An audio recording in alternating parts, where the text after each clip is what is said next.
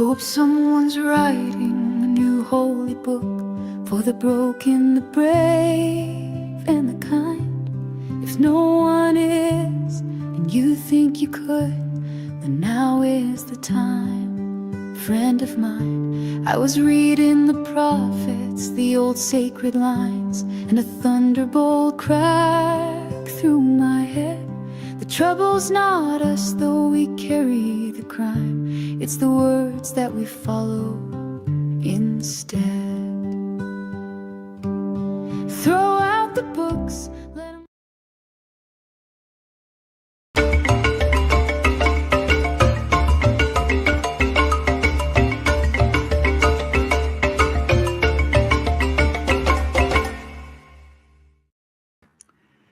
Hello and welcome. Earlier this week in Davos, Switzerland, Somaliland President Abdulrahman Mohamed Abdullahi was spotted in a meeting with Eric Trump, the son of US President Donald Trump, in the presence of Israeli President Isaac Herzog on the sideline of the World Economic Forum. During that encounter, Abdullahi pitched business opportunities to the young Trump. Just weeks earlier, Israel became the first country in the world to formally recognize Somaliland as an independent nation, an announcement that has already begun to reorder diplomatic conversations far beyond the Horn of Africa. Meanwhile, back in Nigeria, a darker story continues to unfold. 1 week ago, armed bandits stormed 3 churches in Kaduna State, abducting more than 160 worshippers. Authorities initially denied that the attack even occurred, until the Christian Association of Nigeria in the northern region raised the alarm. The incident now further complicates the Nigerian government's attempt to counter growing narratives in the United States that Christians are being systematically targeted. 1 week on, not a single abducted church member has been rescued. It is 6:30 p.m. in Madagascar, 6:30 p.m. in Nigeria, 12:30 p.m. in New York City. Wherever in the world you are joining us, welcome to another episode of 90 Minutes Africa. My name is Rudolph Okonkwo. My co-host, Chido Onoma, is on assignment. On our program today, we are joined by Mike Asukwo, editorial cartoonist with Business Day newspaper in Lagos, Nigeria, as we examine the power of satire in times of national emergency. Mike, welcome to the show. Welcome, Mike. Can you hear me? Thank you. Yeah, I can hear you. I can hear you very well. Yeah, thank you so much. I'm glad to be here. It's good to see you in real life. We read your cartoon, we read your cartoon, we look at how you do your work. I'm personally amazed. I told people who know me that when I die and come back, I will be a cartoonist. So we're going to talk about that, how you do the thing you do and the impact it's having. But first, I want to get your comments on some of the stories in the news. When you look at Africa today, let's start from what happened at the World Economic Forum. We had that Trump Jr., Eric, met with Somaliland's president, and they talked about business opportunities. One of the things that happened last year that people are not talking enough about in Africa is that Israel recognized Somaliland as an independent nation, which to some people is set an alarm that this might be the next direction of the external players in Africa if they start coming to recognize entities within the African countries as independent nations. Do you have any opinion on, or what do you think about what's going on? Yeah, we did have we have a full plate here in Nigeria, and sometimes it's actually even hard to comment on what is happening outside Nigeria, because wherever you turn around, there is always something that is engaging here in Nigeria. But I think for Somaliland, I think it's going well for them so far. At least they have had some kind of recognition, even though it's called partial recognized states. But I think it's going well for them. As a Nigerian, what I would just ask is, hey, what is opportunity there for Nigerians coming to Somaliland? I should be asking about visa procedures. I should be asking about business opportunity in Somaliland, and of course. I will also be thinking about Nigeria too, because here in Nigeria, there are also some people who have been yearning for that kind of recognition, since like 1966. And I think that the story of Somaliland is also giving them some kind of hope, that maybe one day is going to be a turn to recognize. And so that is all I can say about Somaliland for now. But I just wish them well. It's it's just one thing to be recognized, but another thing to have a well-governed country. Mm. Now, the person that represented us at the World Economic Forum was our Vice President, Shetima. Is there? Did he say anything there important? Did anything happen? Do you know? Of course, it was good to see Shetima actually out there and speaking well for Nigeria. I was actually impressed by his presentation. Though it's always looking like whenever Nigeria is out there, we are out there to beg, and that is where I always get a bit uncomfortable, when we are on the world stage, because it's as if the only thing anytime we're out there, we are always asking for assistance, we're always asking for collaboration, speaking from the point of weakness, in a way, but I think he did well out there. He did actually very well, and I must commend him for that. I saw one headline from his outing, and this is the headline. It's from People's Gazette. It says Shetima advocates homegrown solutions to Africa's economic challenges. Now, most Nigerians or Africans, they only read the headlines.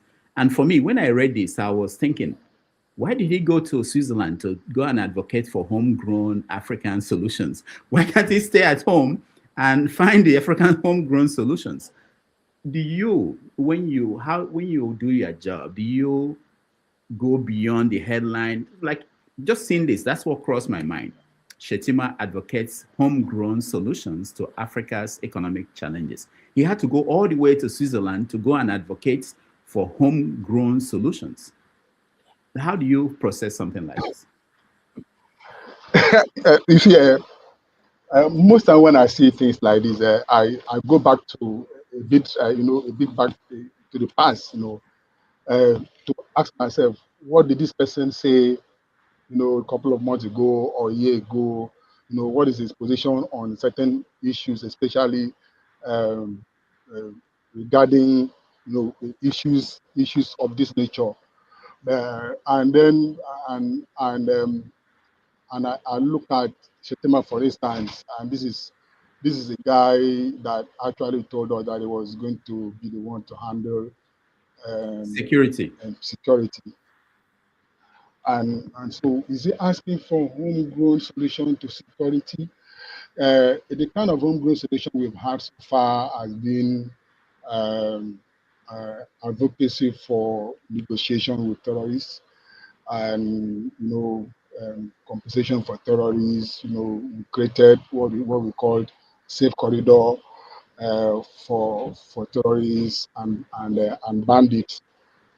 So what kind of homegrown solution is he actually advocating? And he did not really say much about that. So that's what we're talking about. Always going out there to ask for help. To ask for assistance. It's always making me very, very feel very, very uncomfortable, because if how many years of independence, all of Africa, and then you always go out there to advocate for homegrown solution.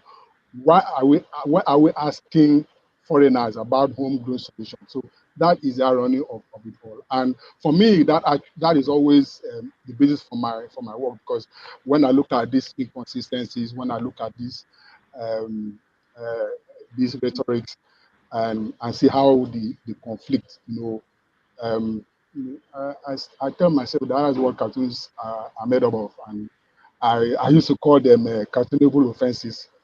So I think he committed a cartoonable offense there. Cartoonable offenses. Yeah, we'll get to that because I really like that expression. And we'll get to that when we talk more about how you do your job. But let me take you to another story in the news out of Africa. In Uganda, Museveni won seventh time in office, I think. This will be his. He has been there for 40 years. So 40 years in power. They said that the average age of people in Uganda, I think it's about 16. So almost 70% of people in the country did not know any other president, leader, but Museveni, and he just won another 5-year term. How do you when you see people like that, and in Cameroon you have Paul Biya, the same kind of character? How do you, as a cartoonist, editorial cartoonist, how do you approach characters like that? I see from Museveni, I keep thinking about that guy because I know that 2 years ago, um, I did a cartoon of Museveni. In fact, I think I shared that cartoon again today on my Facebook page. Where he's seated, a belt holding him to the seat of power, and then he's pouring away a glass of wine because he hates wine. So, so, so, and I keep asking myself, we have people like this in power, and and we expect Africa to grow. You know, we have people like this who stick to power, and we expect development. All around development in Africa. It's not possible. It's not possible. So I'm more concerned about what is happening to this challenger right now. Because I think I read that the wife have been shouting at the top of her voice, about maltreatment, how security agent came to her house and harassed her, asking her for the whereabouts of her husband. So we should be tired of this kind of story in Africa, honestly. And as a cartoonist, there are many ways to approach this. There are many ways to represent this. As I'm talking to you now, there are so many imagery that is coming up in my head right now on how to really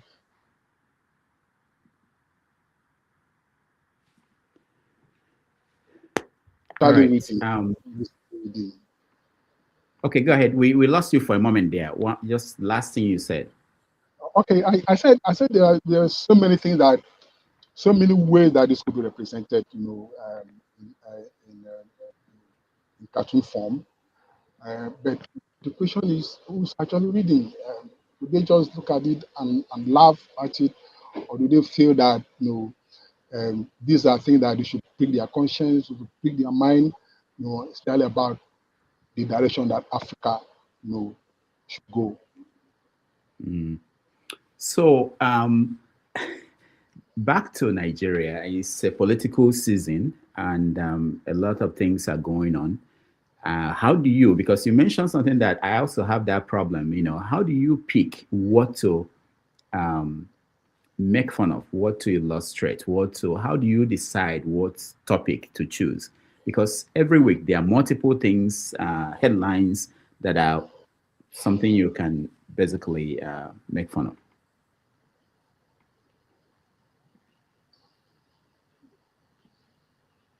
Mike, are you there?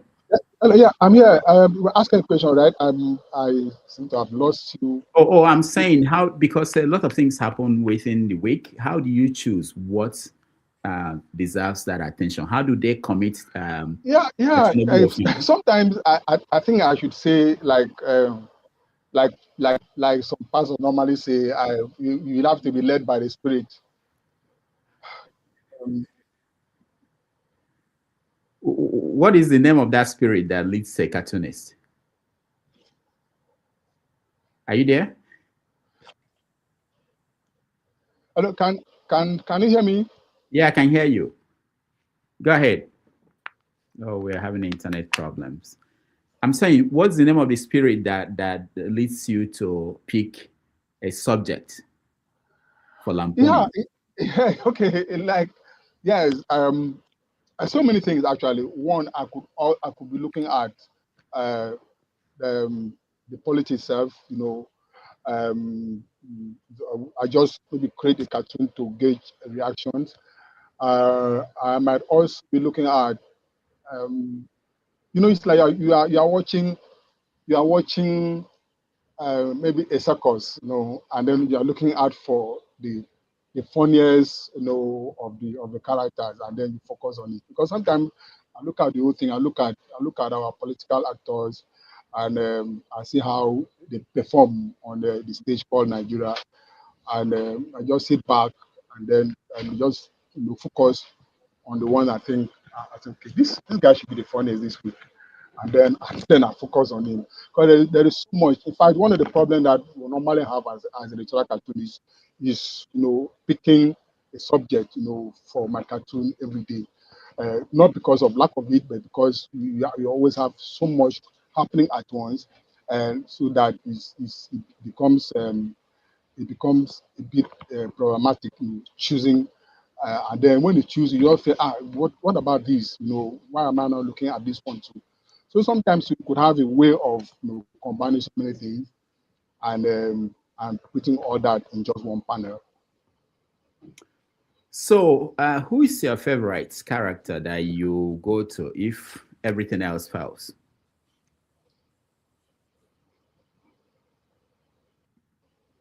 You mean like among our political actors, Our right? political, yes, yes.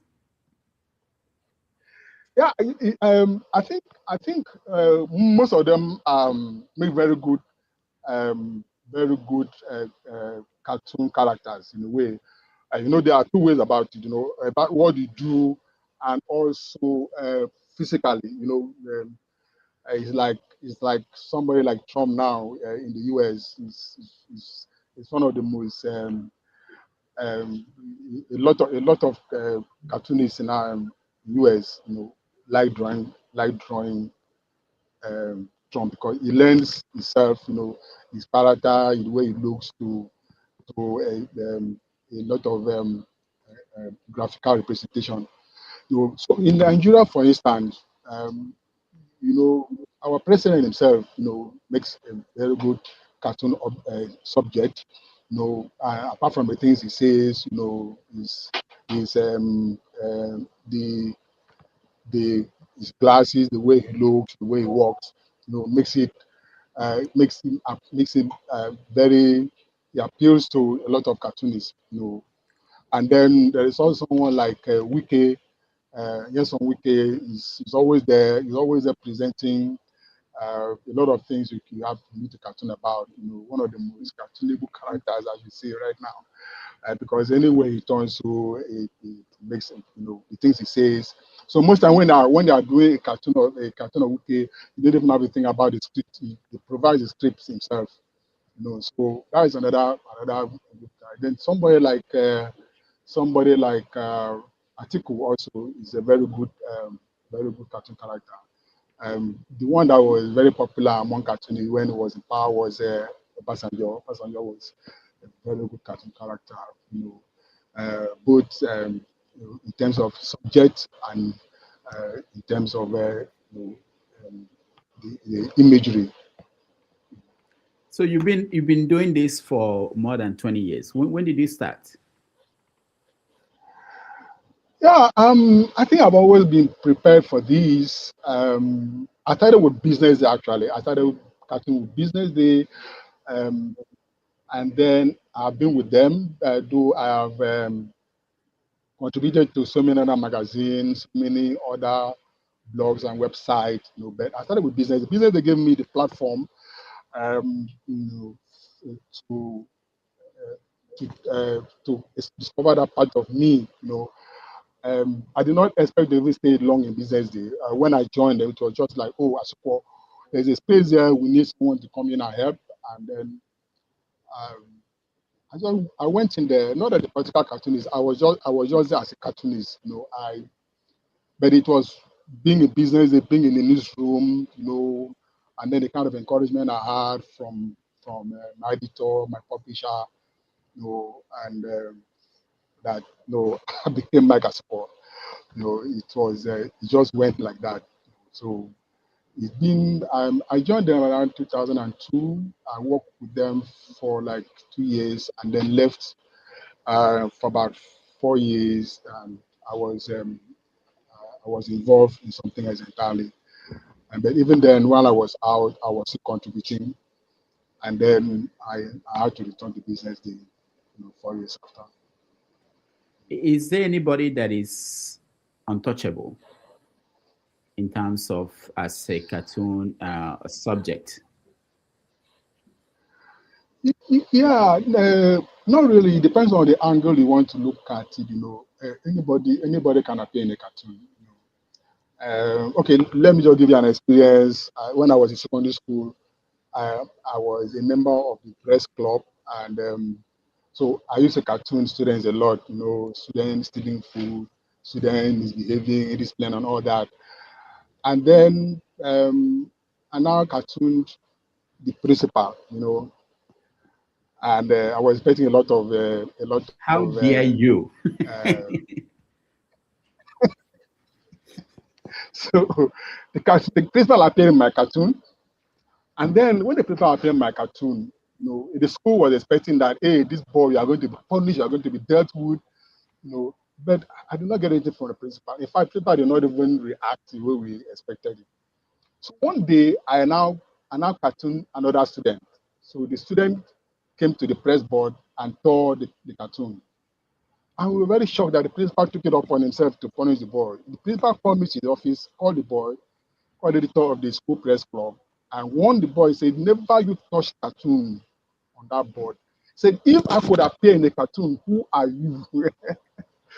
so that actually, from that point, I knew that, no, I mean, you just have to, if you stick to the truth, and pick an angle that it could ridicule, but not maliciously, that anyone could actually appear in a cartoon. So I don't see anyone, I don't see anybody as, this is not touchable. But there might be some subjects in Nigeria that you could stay away from, but not Like the what? actors. Like what? What No. subject? Yeah, there are. No, for instance, there are certain issues, that depending on um, that way you have to be very careful about how you how you pass a message about it, or how you interpret the situation that is happening. So because for instance, let's look at security. In most cases, we don't know what security agents are going through. And I think that when you do a cartoon about security, you have to be careful how you present it. In a way that it doesn't look as if you are on the side The terrorist. of the terrorists, or the side of the bad boys. So there are issues like that. Also, like religion too. One has to be careful. So there's a kind of self-censorship that you need to adopt in order to be able to uh, do cartoons on such subjects, objectively. But for characters, I don't really see, if the president of the country himself, could be cartoon. I mean, who else, among the political actors, that should be and that should be avoided. So I don't think, no, there is anyone that. But then for depending on the platform that you are doing your cartoon, there are people, as stated, I know, by the editorial bent of that platform, the app media, that would be untouchable. So, okay, look, this one is in front of the house, so please don't go there. Yes, there are people like that. So, has there been any pushback from the authorities or any of the characters you cartooned? Any pushback from them? Yeah, initially, I think they must have given up by now when they discovered that no, this person cannot really be pushed back. No, but initially, I've had uh, aides to ministers, aides to governors, special advisors calling to tell me, hey, be careful, and all those things. That was before, uh, and then they discovered that I was consistent. The, And you were equal you could not see. opportunity. Did they discover that you were equal opportunity offender? That is, you offend everybody. It's not Yeah, like yeah, yeah. Of course, most people, depending on when they discover me, so to speak, when the first time they come across my work, you might say, hey, this guy, because, for example, I have been called APC apologist. I've also been called PDP apologist. I've been called all sorts of names, depending on where the person is standing, depending on uh, where the commentator is talking from. You could feel that, hey, this guy is always on my principal or my party or my religion or my region and all that. But then when you look at the bulk of my work and you see the objectivity embedded in the way I spread my attention, and focus. You know that I don't have anything against you as a person. I don't have anything against this people but that you should know that once you become a government official, you know, you are automatically in my crosshairs, or should I say, cross pencils. So that there is no way you can't escape from it. I might not I might not catch you committing a questionable offense today, but once I catch you, you definitely be cartoon. I don't care which party you belong to. But of course, as a editorial cartoonist right now, people might think, oh, I seem to focus a lot on the ruling party. Yes, I focus on them because everything, all the actors right now, the ministers, the commissioners, everybody seems to be from the ruling party. So the ruling party will always, appear in my cartoon, because they own most of these guys, uh, most of these characters that we deal with. So it's not as if someone will say, maybe the opposition is using you. Of course, the cartoonist is in a way an opposition all on its own, because you're looking at things from different angles, and you will just always be there on the side of the people. It's just always you against the government. So no matter the government in power, no matter the party in power, it's always like that. There were people where when a PDP was in power, there are a lot of people right now who are in power, who were then my great friends, who will come to my wall, my Facebook wall every time, and pick cartoons and share and be very happy about it. Some will go to event, use my cartoons to do presentation and all that. That was when it was convenient for them. But now the table has turned. Most of them will feel very uncomfortable with my cartoons. But that is the way it is. And there's nothing anyone can do about it. If you don't if you cannot stand the heat, then you just have to exit the kitchen. Hmm. So, this was the cartoon I saw, and it was your cartoon, and I felt like there's something missing. So I thought, I wish I could draw. What I thought was missing was that I can understand what Wike was trying to do, navigate these two political parties, and they with a bottle of whiskey, 40-year-old whiskey in his pocket and stuff. I was thinking that something is missing. I would have loved to see something coming out from his from his behind that, because he's trying.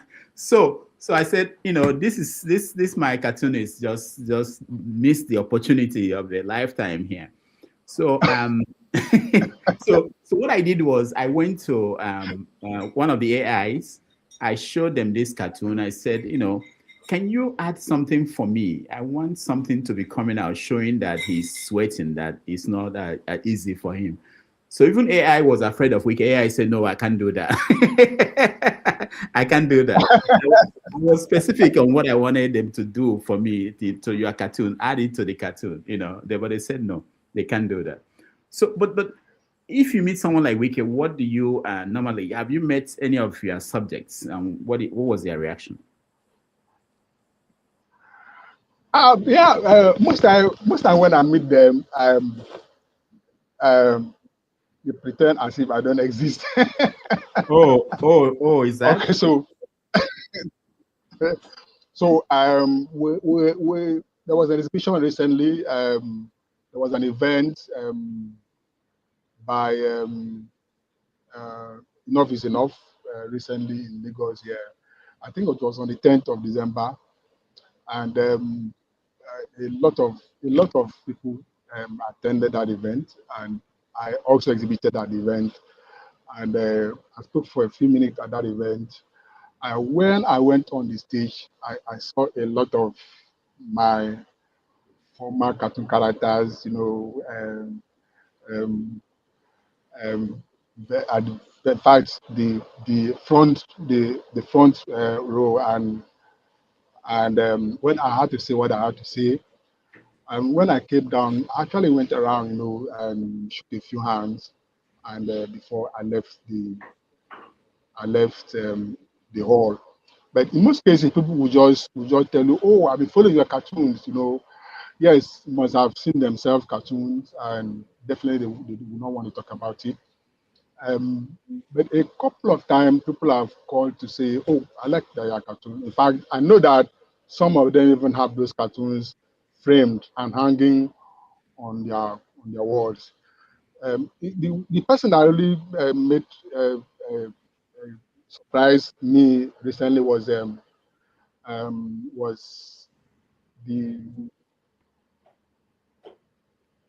the former INEC chairman. In fact, he's planning to do a compilation of all the cartoons that have been produced about him. You know, and Does he have? I think you're not the first person to start that. That person tried, but it has not been published yet. I think he's serious about it, and I was really really impressed about that decision. And Are you going to I give said, him the wow, right to do that? because it's just not just me. In fact, all the cartoons, about INEC and INEC chairman and all that. And of course, how this kind of cartoons can be. But then I like the courage that, okay, look, I want to see how cartoonists saw my own tenure as the the INEC chairman. So I really like that a lot. So Mm. one is also putting together history, documented by cartoonists, and it's also something to encourage the cartoonists. It's not every time that you have to attack them. Every time you have to scare them and threaten them. At least by saying, okay, I like what the guy did, no matter how you look at me, no matter how comical you presented me, at least let me have your copies. So I like that. There was a minister also that tried to put that together, but the guy that was putting it together, by the time he collected some of those cartoons, he now reached out to me and say, "Minister, he doesn't like this one," and I definitely knew that the minister would not like it. So I think that too is a good thing, to show that, hey, we're just doing our job, and uh, there was nothing malicious about what they were doing. Mm. We're just trying to point out some certain things about what they were doing, and thinking that it could also help you in making formulating policies. All right. So this is your cartoon that we're watching that is on the screen now. When you didn't do what I wanted to do, I went on AI. This is what AI did for me. Just kind of going from what you did. I wanted them to rip the pants and show something coming out as kind of punishment that he's feeling the heat. But are you worried about AI and what it would do to your career in terms of Yeah, I'm not worried about AI. No, I'm not worried about AI. I think that AI is even like if you are smart, AI could be a plus for you. You could use AI to improve your work. And so I don't think AI is much of a challenge to a serious-minded artist. In general. There been that fear. There's simply something I think about AI. I think that at the point AI will be so um, we have so much of AI, that it's going to be hard getting originals. So automatically the value of originals, will go up.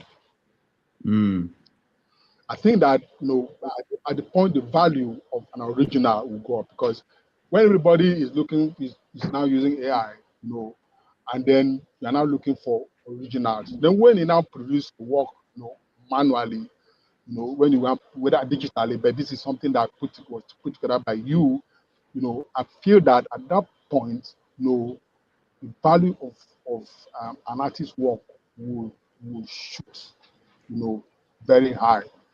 And because I look at what people are doing. Of course, there are people who used to call me and say, "Oh, Asukwo, please do me an illustration. I want to write a story on this and that." But I discovered that most of these people are no longer coming to me. Some of them are just going to AI. At the point, the work that I was doing were original works. I mean, you can't copy them. But since all of us are going to AI now, you discover that everything will just be like something produced by one person. you know, like what you put there, anybody could see that is AI. mm. So there is something about it when it comes to an art piece itself. Originality is not there. Because that okay, just send this prompt, uh, into you type this prompt and then this is what you got. So it's going to now be how creative you are with your prompt and all that. But it will still boil down to the same thing. AI, taps from, if you could, you go to AI, you could say, you could even ask AI to use the style of a particular artist, and that is what some artists are worried about. But even then, no matter how close those the products are, it cannot replace the original, can't take the place of the original. So AI for me is actually there to push some artists to do better. AI is just there to tell you that look, you have to do better than what you have been doing. AI is there to tell you that you have to be more creative. AI is there to tell you that look, now you now have a competition, which you must beat. So if you stand too long on even the right track, it could be knocked down. No, so it is now left for artists, to look for ways, to improve on their work, to make sure that the originals will always stand as original, and it will be seen and valued, by the fact that they are originals. So what about the people who consume your cartoon? Have they been? What is their reaction to it? Not the subjects now, but the people, Okay, the yeah, readers. yeah. I've had very tremendous followership, since I started out, and in fact, the bulk of my friends, now come from people who met my cartoon first.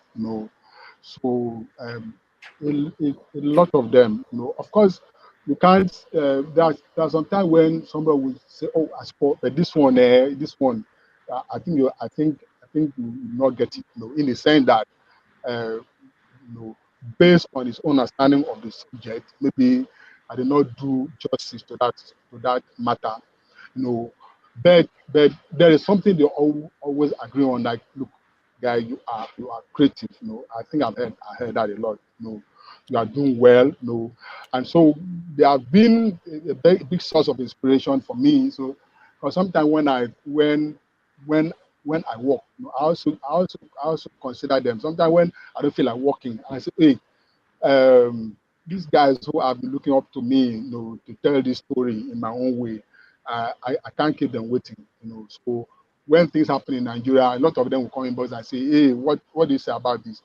And and I initially I used to wonder, I say, "Hey, what did they expect me to say something about this?" But I now discover that they want this very this peculiar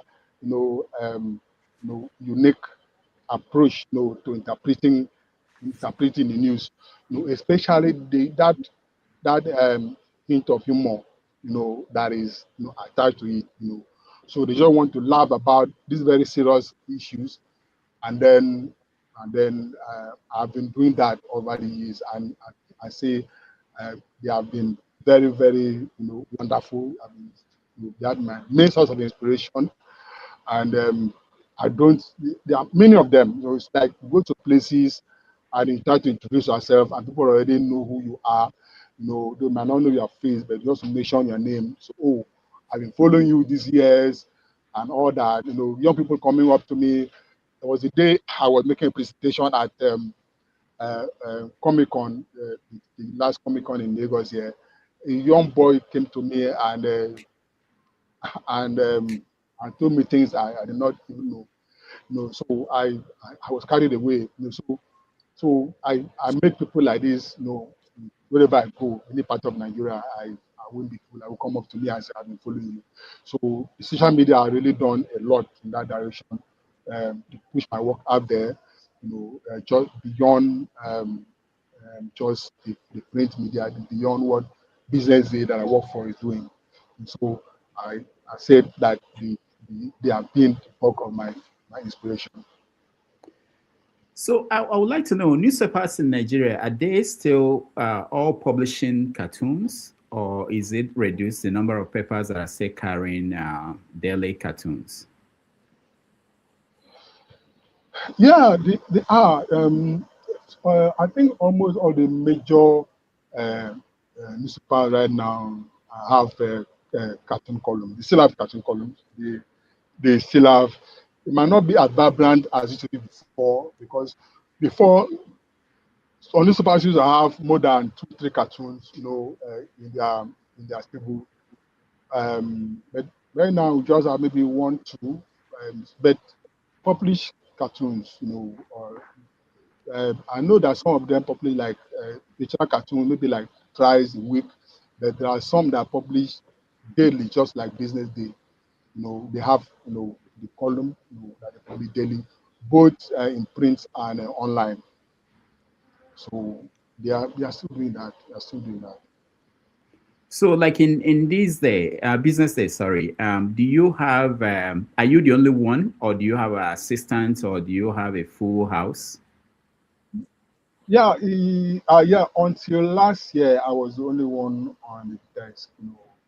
It's not because Business Day did not want an assistant, and they could not pay for another staff.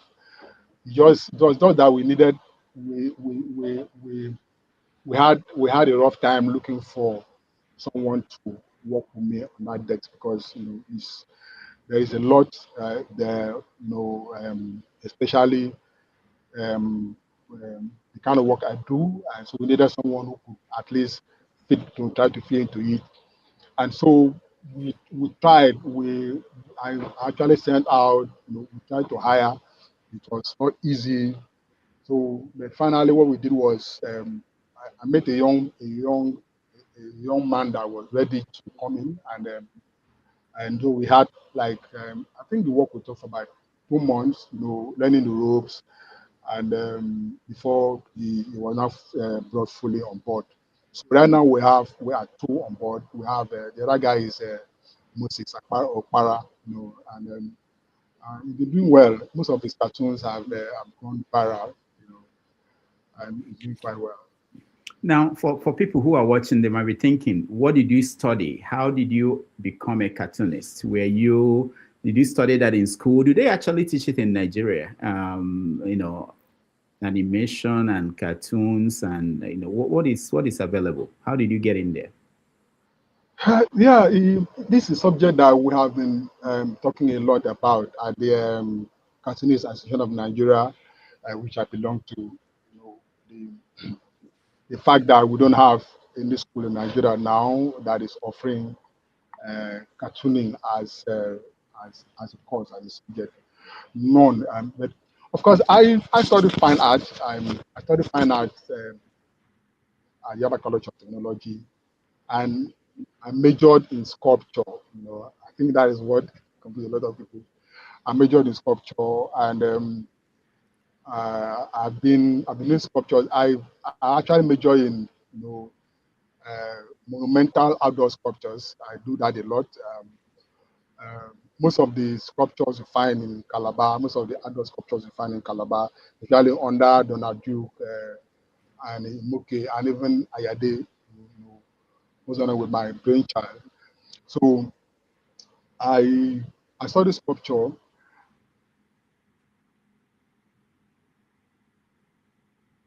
One thing that was very, very, very uh, significant about my work was that I tried to make sure my work uh, my work speaks for itself.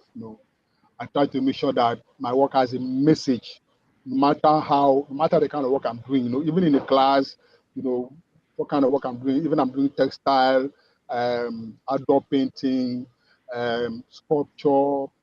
Anything I'm doing, I try to make sure that there is a message attached to it. It's saying something, it's all about society, about the family. You also have to convey that message.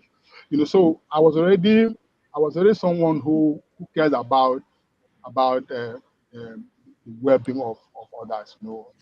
About how people are governed, about a lot of things.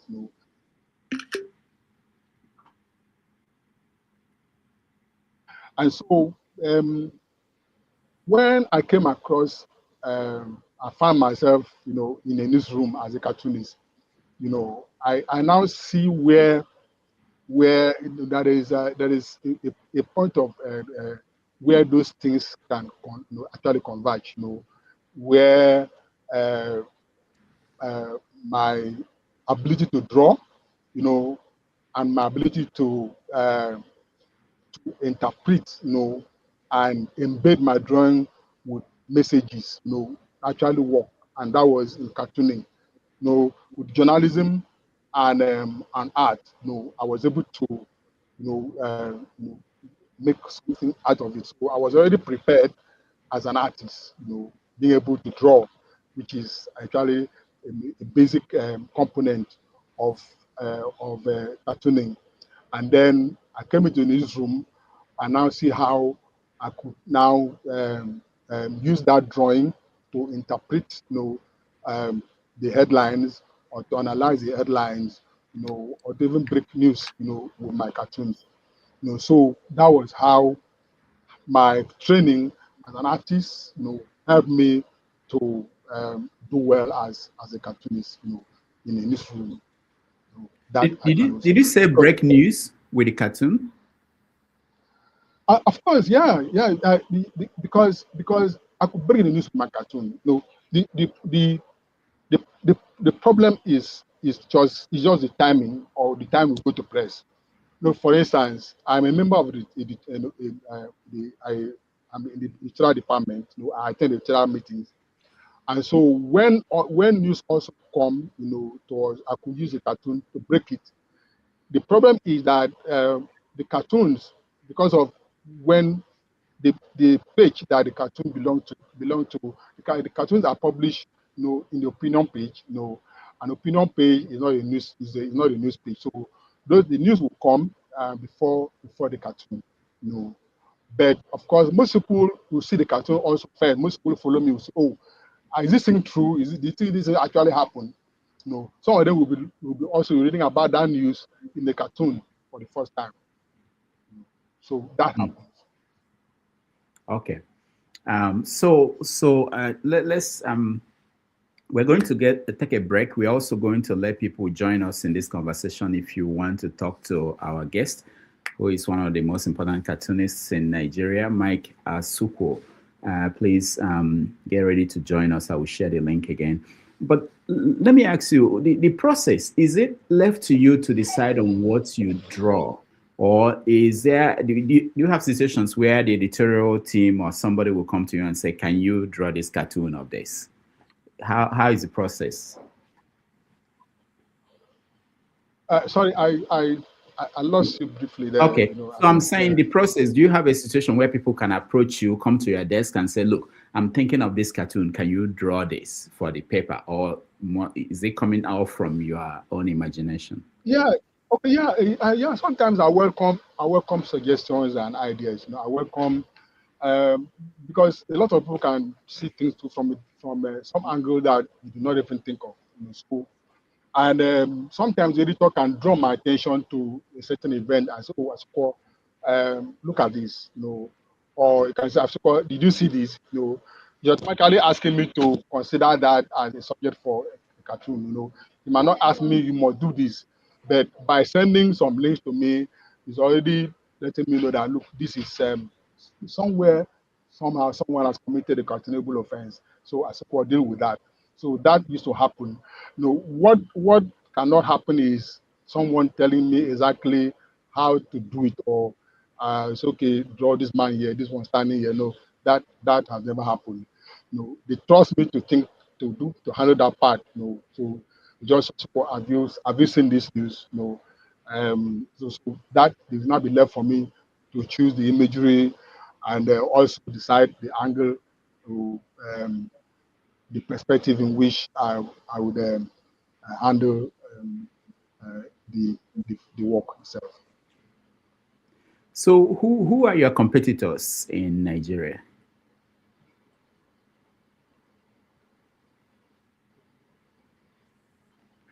Can can you hear me, Mike?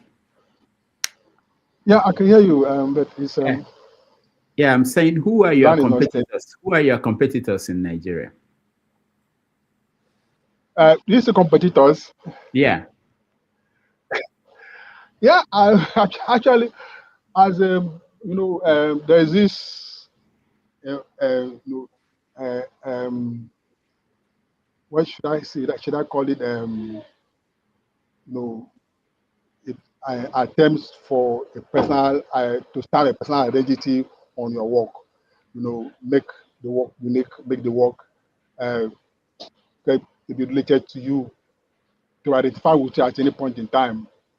And so I don't see other cartoonists as competitors as such. I don't see them as I just see them as colleagues, in the business, because of course we could be kind of working on the same thing, like the issue of the INEC cartoons. When we say, okay, I just call and say, guys, please let me see all the cartoons you have done on INEC and all that between this particular time. So the project cartoon, so you can see that everyone has a unique perspective, to the way they see things. Apart from the way they see things, they also have a unique way of drawing, you know. So there is no way you could say, "Oh, I want to draw like this particular guy," or so. You want. There are people who would like your work for the way you do it, and the moment you try to do it like the other person, you are going to be in trouble. I remember I had an issue like that. Some guys approached me from all the way from Hollywood. They needed me to do a storyboard for a movie, I hope so.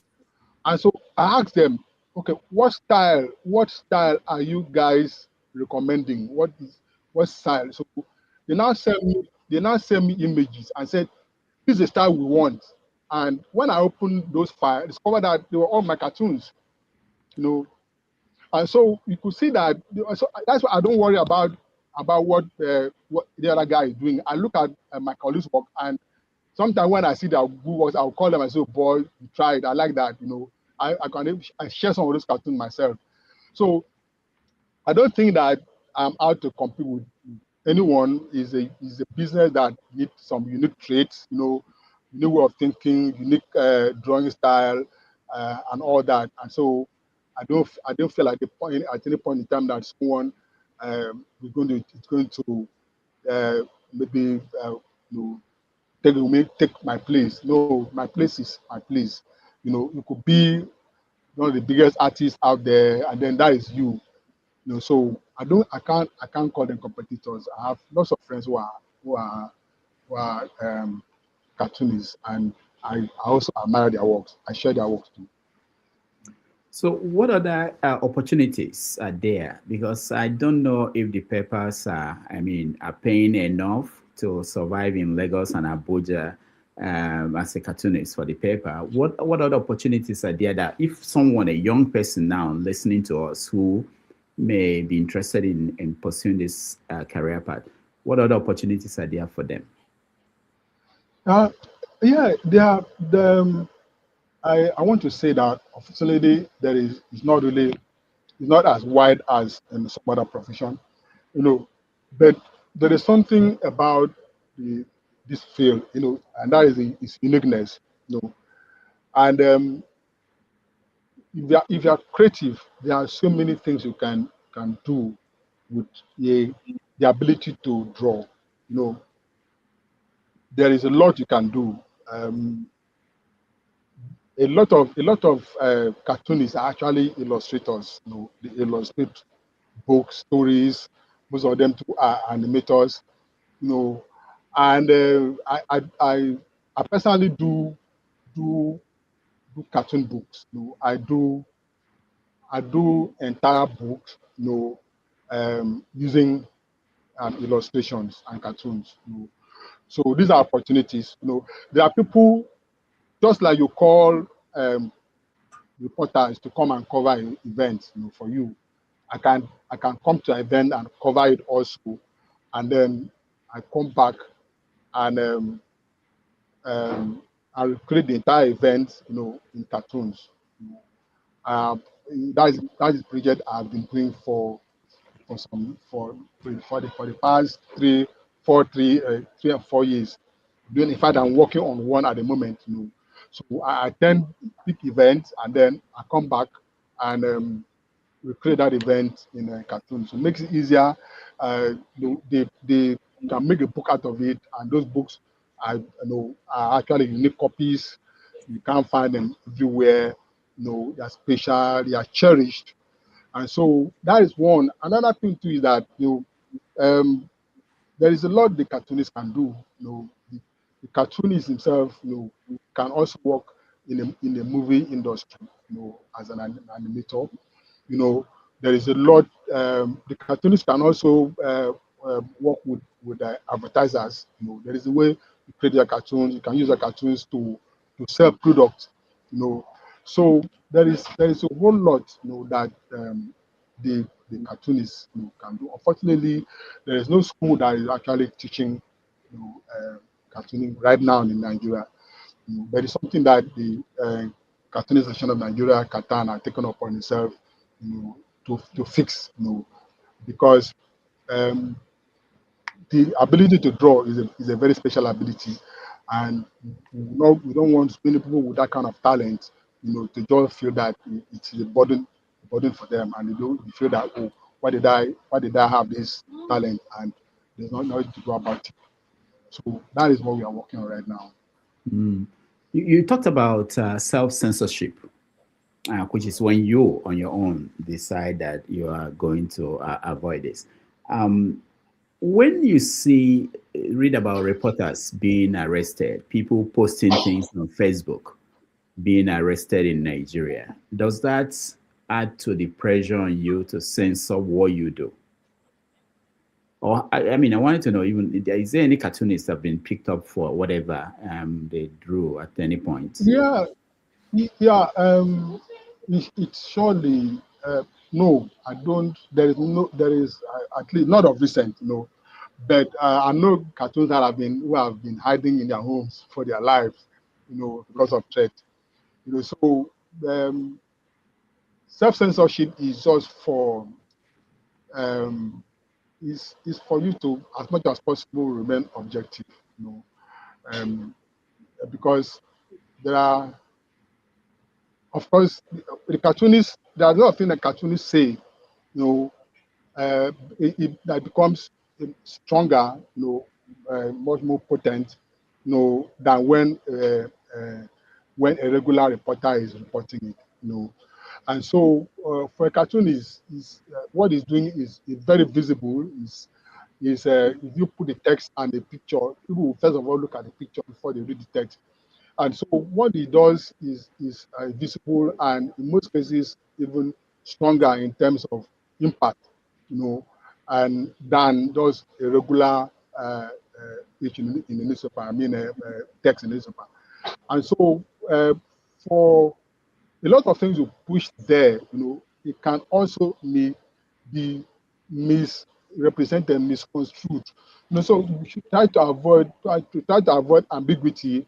You try some and adopt some kind of self-censorship, because recently I've had that situation recently where someone brought my old cartoon and then represented it, the meaning out of context, and then all of them were now on my head, calling for my arrest and all that.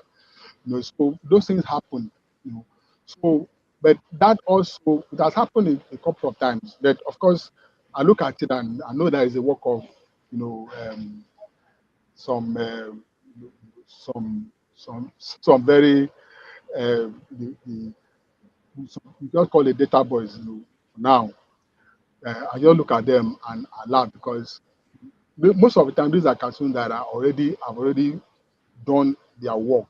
They have already spoken to the problem, they have spoken to the issue as at the time they were done, and they were accepted as the right thing at that moment. People saw them and knew that what they were talking about. And then after a year or two, you now pull them and then misrepresented them. And so this is what Asukwo said in his cartoon about this thing the other time. You know, so I know that those things, are works of some very mischievous people, and of course, as a cartoonist, too, I'm also mischievous, and I know how to approach it. But at the same time, to avoid such situation, I try to look at what I do again and making sure that it is what I want to say, that my imagery or the text I use is saying. So if you bring any other meaning to that one, it is left for you. So I try to do that a lot. So that is why it's important that I apply some kind of censorship when I'm at work. Mm. I assume that you have not drawn a picture of Mohammed in your cartoons. Yeah, I never had a cause to. I never had a cause to. I don't really understand that religion that much, So I don't really understand them. I've never read the Quran. I've always seen snippets, and I know that I could be wrong. I've read the Bible, I've read the Bible. I've studied the Bible, and so I've never read the Quran. And I know that for something that I cannot defend any work I do about the Quran, and so I stay off that, because I don't understand it enough, to play safe. So I don't go. I don't go. But then there are certain subjects about Islam that I even done a cartoon about. For example, the stoning of the devil, and I don't think anybody would want to stand on the side of the devil. If I have to draw the devil being stoned, if you come to me, I will ask you, are you the devil? I know I've done a cartoon about that, and I challenge anyone to counter the cartoon, because I'll ask you if you are the devil that is being stoned. So that is because I have read about it, and I was actually educated on it. So I was able to do a cartoon, you know, about that. So then I try to avoid other matters. Then matters like underage marriage and all that. I know that that is not not in Islam, so, but but I know that people who just because of the fact that they come from where that religion is stronger, they feel that anything you do there is now seen from from from that prism, of religion, which is not true. For example, if someone does a cartoon about the street beggars there, in the north, not because of the fact that because we have a lot of Muslim, doesn't mean that you're talking about Muslim or Islam as a religion. We're talking about the people in the north. So we have this confusion sometimes. People playing on that, making you feel guilty sometimes, or making you trying to scare you. So you're attacking us and all that. So they have been doing that, but we all know that we know what they're up to. So when the what happened in France when the magazine Charlie Hido published that cartoon of Mohammed, when it happened, what did you think? If you were approached to get your viewpoint as a cartoonist, what would you have thought? That did you think that Yeah, the cartoonists they went over? yeah. I even have what I did first was when I heard about it, I had to look for the copy of the cartoon itself, and I saw the cartoon, and I in my mind I also thought that those guys should be very very brave to go ahead with that kind of cartoon and to approve that it is published, considering uh, the sensitivity around it. So but I saw the cartoon, and then if you follow the history of Charlie Hebdo and his gang, they have been like that. You should see things they do about the Pope and other things, you know. So, but it's something they have signed up to. They have decided that this is how we do it. This is how we do. This is how we say the thing we want to say. And I'm sure also that they were actually prepared for whatever happens. So, um, but I asked I asked myself, I did not see the reaction as actually appropriate, because I mean, you talking about a God, and when you talk about a God, God is something that should be omnipotent, omnipresent, and omniscient. I mean, no power should be greater than that power. And so, if the God is not happy about what you have done, you have insulted the gods. You should not last more than 3 hours if the gods want to kill you. And so I find it funny that people are giving God the helping hand. I mean, God should be able to defend himself. In fact, we call on the God to defend us, and then you're going to kill him. So I find that a bit confusing. I find that I feel there could be a lot of other way that those guys could have been dealt with, taken to court, or whatever. If it is whatever, there are a lot of things that could have been done to them. It's a business, that could also be. There are always challenge that kind of business, but you know, going to kill, I do not find that as an appropriate reaction to what they did. Will you draw Jesus in a cartoon?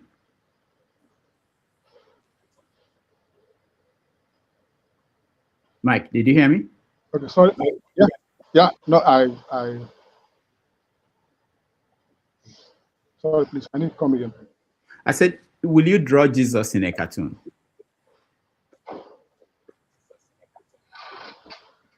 Will I draw Jesus in a cartoon? Yeah.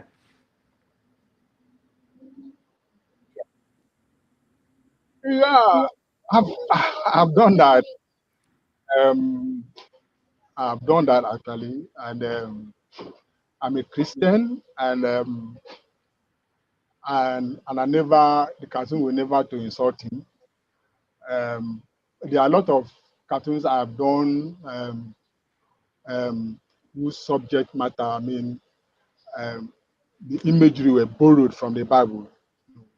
There are a lot of things we can learn from the Bible stories, and so I have had to borrow some of this subject from the Bible, and so in my cartoons, heaven have come into my cartoons, hell, angels, and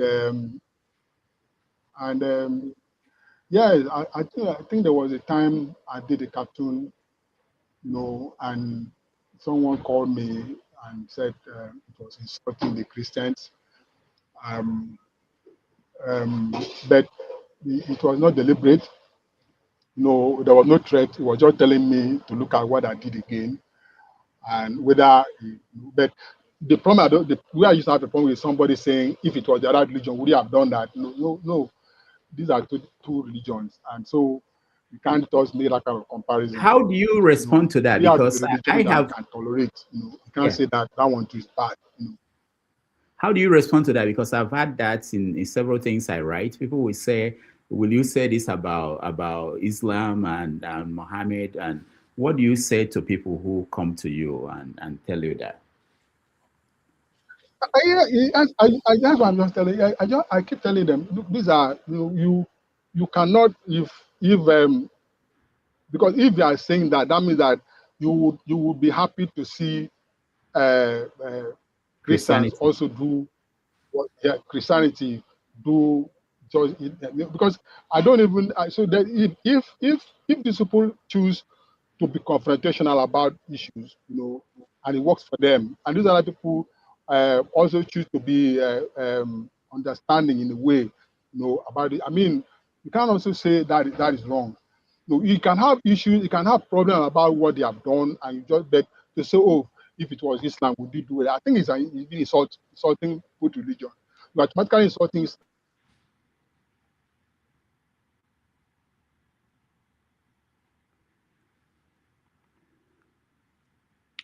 All right. I think Because once you say that, it means that if you had the opportunity, if you had your way, now you also react the way you were trying to condemn in the other religion. That's what it means. It means that you are ready to also do what you have condemned. All right. Let's take a break. When we come back, we let people in. There are people who are waiting to talk to you. We let them in and we continue the conversation. We are talking to the main cartoonist for Business Day, Mike Asukwo. We'll be right back after the break.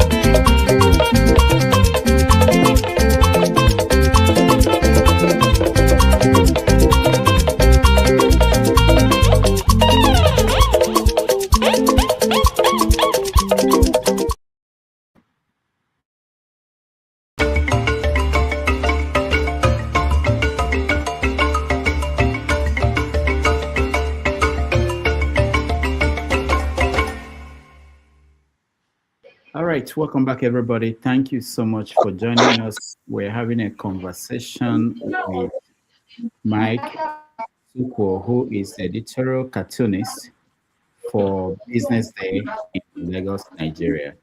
We were talking about his experience working for more than 20 years at Business Day. Before I bring in people who are waiting to talk to you, let me just find out what do you think about this? Is there any difference how you handle your work under Buhari and how you handle it now under Tinubu?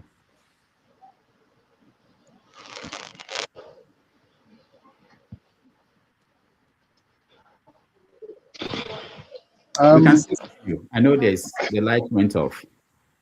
Yes. Light went off here. Of course, this is what we were talking about.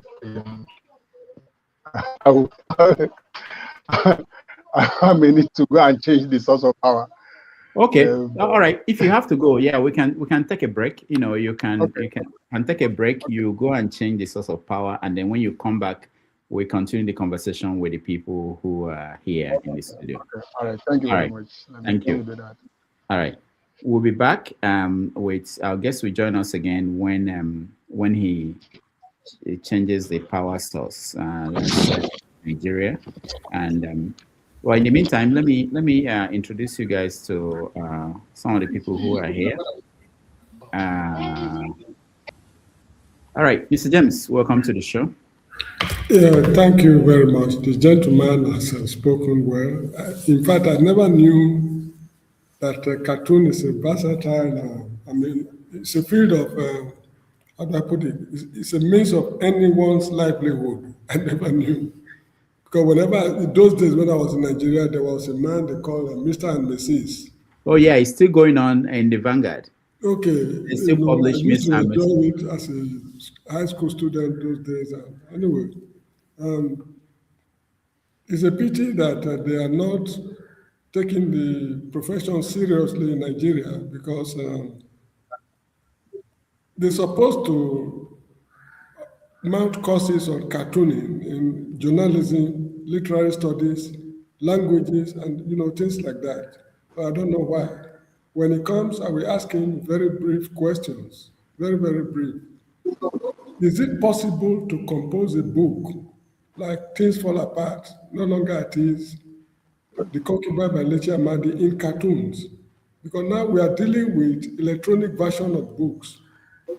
So no matter how voluminous it is, if it's in an electronic version, it will be readable. I think I will ask him a question like that. Then secondly, is he a member of the Nigerian Union of Journalists, because he is working with journalists, so it should belong to their association. These are the kind of things I would like to find out from him. All He's right. a very courageous gentleman, frankly speaking. He's courageous to squeeze water out of stone in a country like Nigeria. It's not an easy task. Yeah.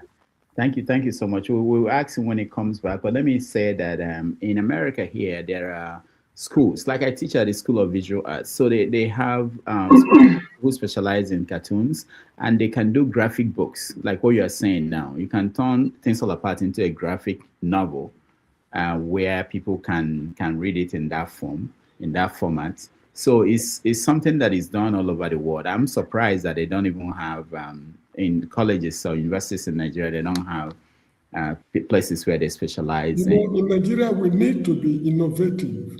We don't need to be copying because it has succeeded in Germany or America, so let us do it here. We need to be innovative. What is good for our society? We should do things that other people should copy, not the other way around all the time. Because that's something I noticed, because we are copycats. Yeah. Nothing original is coming out of Nigeria. All right, our guest is here, so let's go straight to that so that we can get you guys to interact with him. So, Mr. James, you start. Mr. James, go ahead. Yeah, thank you very much for coming. I was just discussing with Mr. Rudolph. First of all, are you a member of the Nigerian Union of Journalists? Just yes or no?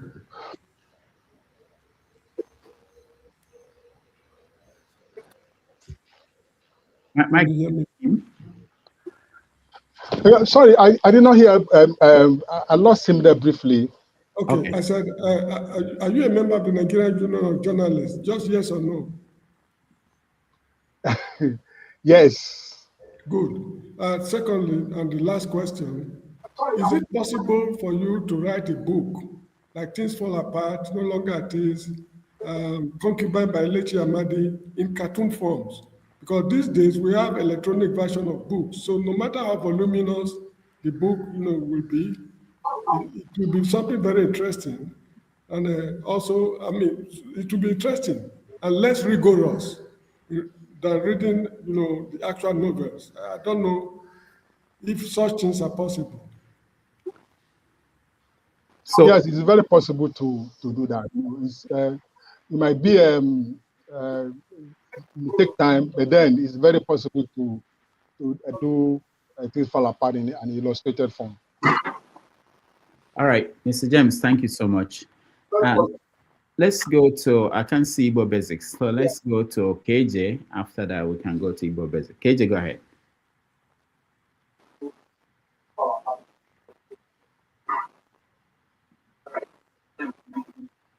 KJ, you're muted.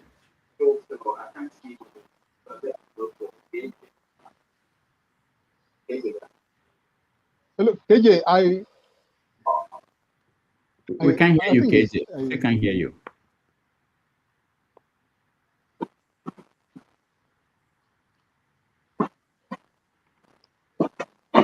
All right, KJ is having problems today. So KJ, you may have to join again. Let's hear. Can you hear me now? Okay, good. Yeah, go ahead. Okay. Yeah, I can hear you now. Yeah. All right, Dr. Rudolph, thank you so much for bringing this wonderful Nigerian. I've always been mesmerized by cartoons. I used to have a cartoon collection album when I was still younger. I cut off all the newspaper cartoons from Standard, New Nigeria, and all that, Daily Times, and I stored in a big album. I just had those collections. So looking at your cartoons, I mean, I'm always amazed. Honestly, I must say, your concept and the way you drive it home. It tells better stories than some of the writers that we have in the Nigerian. Some of our colleagues, journalist colleagues, who write. Sometimes they want to pander to one way or the other. I find that your cartoons are well balanced, especially the one that made me, the Aquabio on is just is something else. You are very good. And two questions for you. Are you thinking of having a cartoon production that you have your own, like what you call it? You just do a program, have it totally cartoon, just cartoon film or a short story. That's one. Two, is there anybody you are training just in case tomorrow you decide to retire, or like us go leave journalism and go into doing something else?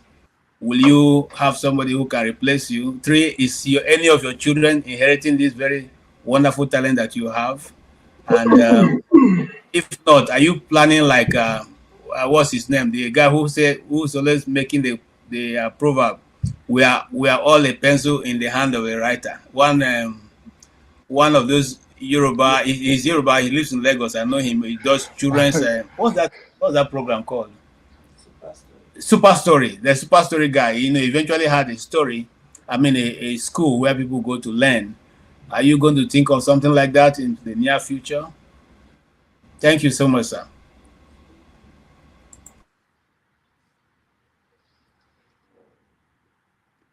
All right. So, Mike, can you hear him? Did you hear what his question?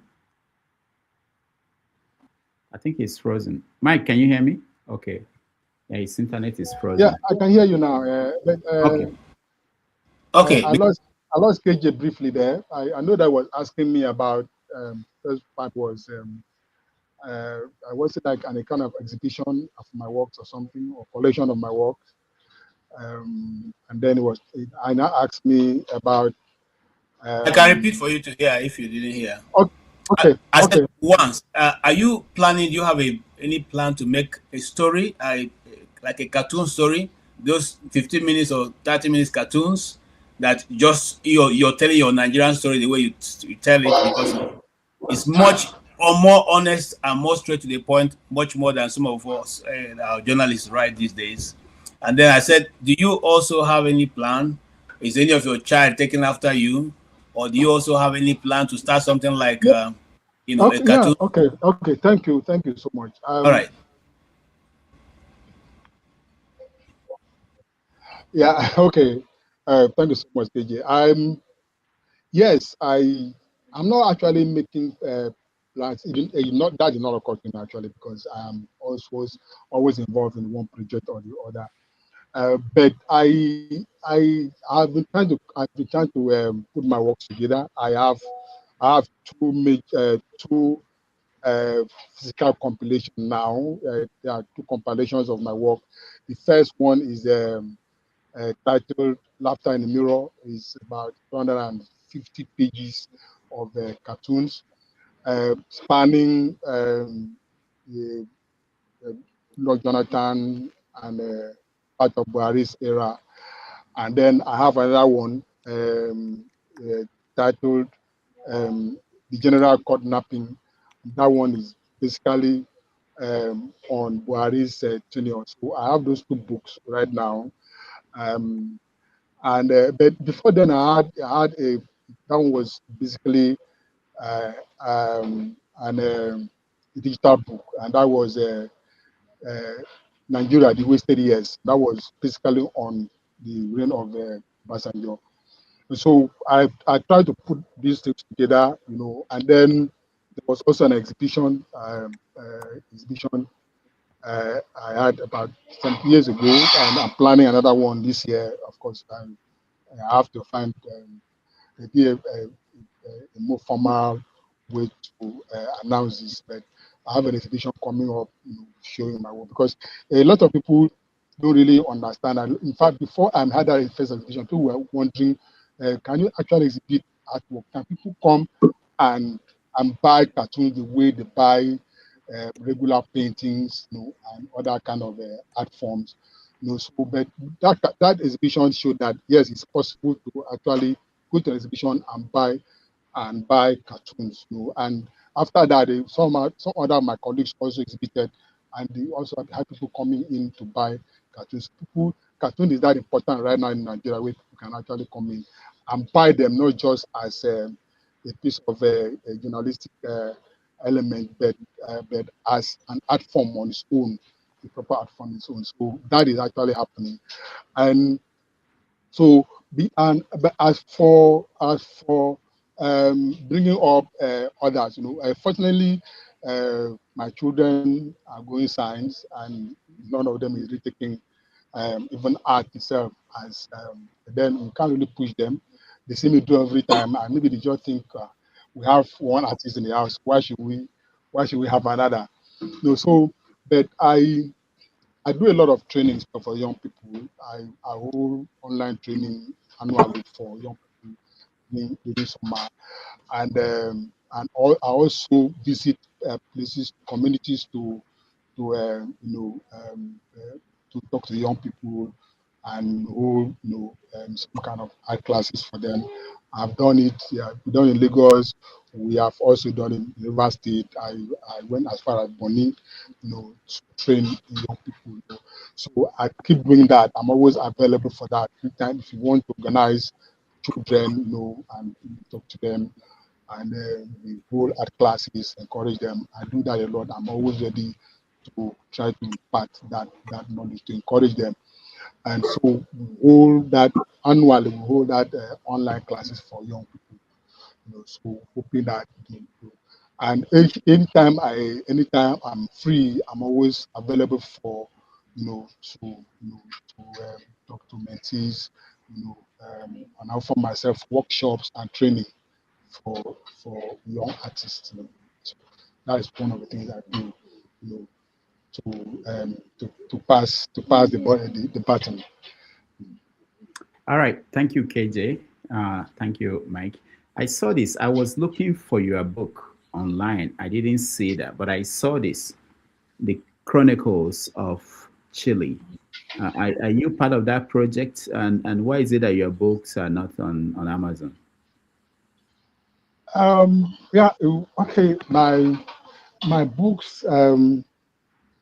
Yeah, that I was actually part of this chronicle, but it was also a project I was invited to. It was not a personal project, and I've been involved in a lot of projects like that also.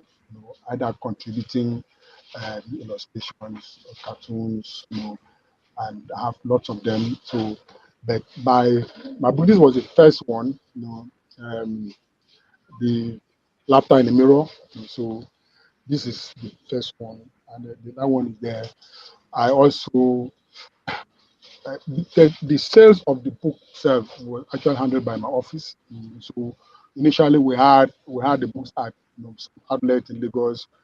We some major bookshops in Lagos, but we did not have.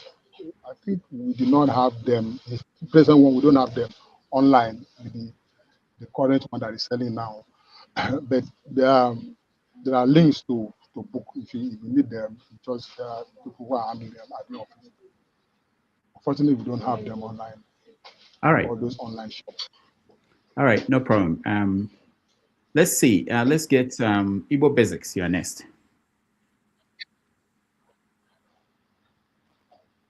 Yes, Mike Asukwo. Asukwo. Yes,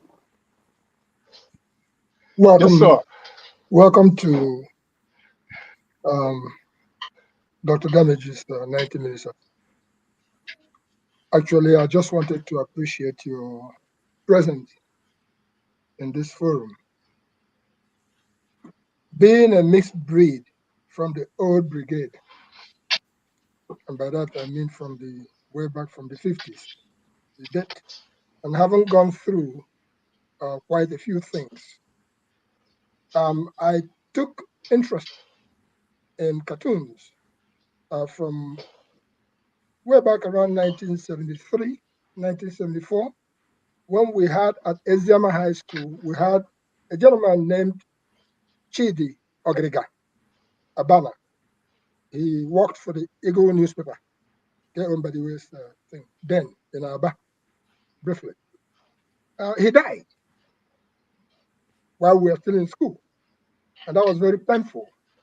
So whenever I see a cartoonist, I always remember the great Chidi Abana Ogrega of Eziama High School. Though he did not live to fulfill the great things that people like you have done, my interest, and I've listened to your presentations here, you talked about being guided by the Spirit. cartoon, which is the right way to go. I would sum up your job as get the biro, the okafo in Igbo language, the place where they write biro, no okafo where they write there. So that is the position of a cartoonist. And then you talked about the challenges of the AI. Actually, I have a daughter who is a graphic artist. She detests anything AI. If you ask her to do things that she just says, no, that's not the way to go. She graduated in that, but she's focusing on cartoons, on animation. She's specializing in animation. So we have that in the house. But for me, as a publisher, I haven't published Igbo Basics for many, many years. I do a little bit of cartoon here and there.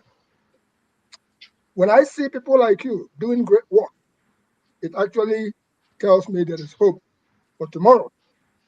And why do I say that? We talked about your books, of which if I see where they are, I'll buy one.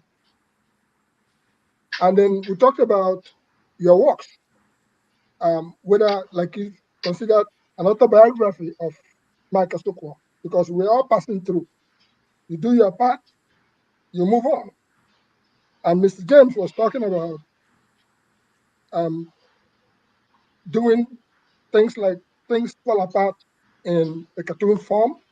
And being that today's generation is a now generation of quick, 24-hour, TikTok, everything, everybody's a content creator. So, but for the part that you play, it actually reminds me of when we used to have people like Kilwe and Wachuku come to our school. We have people like Man Passman, we have people, those kind of people who used to come to institutions and we gather and see them. So to me, is there a possibility that the current, should I use the word sponsors, or what do we do to put you in those places like schools so that the upcoming ones will know the difference between even the AI that is coming and the work that you are doing now?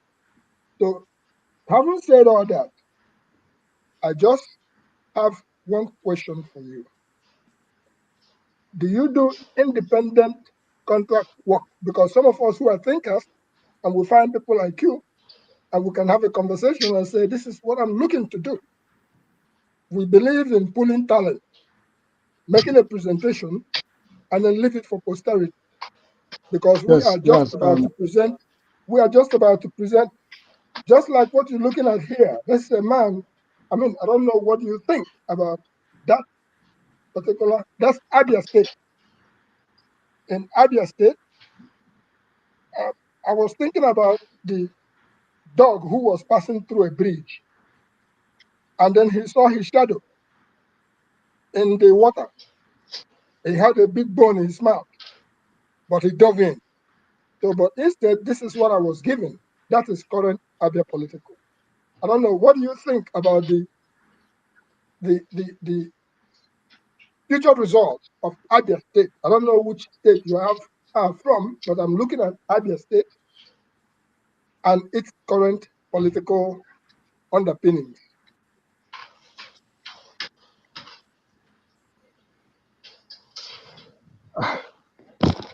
All right, sir.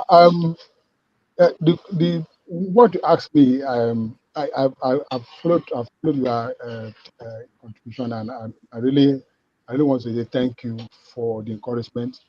Thank you also for the suggestion that people like us should be placed in a way that we will bring that recognition, just like we have done for people, other great men in history. And I am actually feel honored that you could see me be in that kind of position. Of course, we're just doing what we're doing. We just want to see how we can use our God-given talent to see if we could make a change in the society as much as possible. See how we can impact our society with our gift, and that is what I've been doing. And of course, money is a consideration, and so I've been working with Business Day for a long time. Business Day actually gave me this platform, and one thing about them is that I don't work in chains. I have total freedom working Business Day, and so I handle personal projects. Even some are even recommended by my own publisher. And some of the conditions I have come directly from him. So yes, I handle personal projects, and also when you've just shown that cartoon, that is that image. That is the one problem we have with AI. No matter how you want to prompt it, might not be able to convey what you really want the picture to see. But definitely, Abia State is one to watch, and I think I did a cartoon about Abia State recently, and it is still we're all watching because I'm from Akwa Ibom State, and I've always been going to Aba growing up. I will know how Aba used to be in those days, and we also saw what happened to Aba, what happened to Abia State, and we have also seen what is happening to Abia State right now. And only a blind man, even a blind man, will not argue with that. There's a difference, and so it's actually a state of particular interest to every well-meaning Nigerian, because we just want a good society, which is very, very important. No matter how it is, we want a good society, whether it's your own or not. You want to go to where you want to travel to any part of Nigeria and see a state well governed. You want to be anywhere and know that you are safe, you are secure, and that the place that you are, is well is governed. So that's what matters to me most. So if I have to handle that, we can always discuss, see how kind of images that we could do, to see what we want to say, in Abia State. So I'm actually available. So before I let you go, I'm actually a cultural man. I have this kola nut in my hand, and I've kept it for almost 6 months now. The issue with this kola nut is that it split into three. It's actually a guru, but it splits into three, and it's very rare for you to find a guru split into three.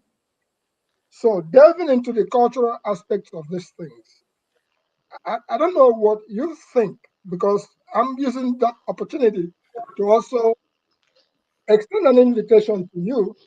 Very soon, if you look behind, you will see the man, Chief Zabudaya, Okorigwe Ngogwe, 430. And for a book of him that we've been doing since 1984, I'm actually extending an invitation to you so that when we do launch that book, besides trying to find a way to bring you onto, Rudolph will know what to do, because the world needs to see your work. That's what I'm trying to say here. So for Yes. the man behind me here, who is bigger than me and Rudolph, maybe you. So it's an invitation that I'm actually, open invitation I'm extending to you for when we do present that book in Nigeria very soon. Thank you, sir. Thank you very much. Thank you. Yeah. All right. I'm sure that must be one of those cartoonable. Did you say cartoonable moments or what? No, what did you call it? Offenses. Offenses. All right. Stay humble. You're next. Yeah. Good evening, everyone. Good evening, Mr. Mike Asukwo. Um, Good evening. I'm really happy that we are having a variety of conversations, and as expected, there's no traffic today because we are not talking politics and other things. So I expected no traffic. You know, Nigeria, unfortunately, has become a place where we have kind of anti-intellectualism stance. Even among Nigerians living here in the UK, most times when you interact with them, you find that their levels lower or less reasonable than other Africans here. You interact with people from East Africa, Southern Africa, you find them like Daniel, like Daniel in the Bible, you know, with Shadrach, Meshach, and Abednego, who were eventually found to be 10 times better than the other young men who were serving Nebuchadnezzar in Babylon. So, yeah, I'm really delighted. I didn't listen to your take um, because I was really busy. I joined, just when the floor was opened for interactions because I was in church and it lasted quite long. Yeah, anyway, I've tried to read a bit about you online. Unfortunately, there's no Wikipedia page really around there, and I know why, because you are not from the stock, where that should be published on Wikipedia. If you understand what I mean, if you are from that stock, maybe the Lagos about the media would have given you a lot of publicity. Well, maybe you are not from the right ethnic group. Um, so, that's why there's no Wikipedia stuff about it. I would really, really love for there to be, very, very robust description of your works and stuff. Um, because when I was growing up, when I was a kid, we used to consume a lot of newspapers, and that's the reason why I'm here.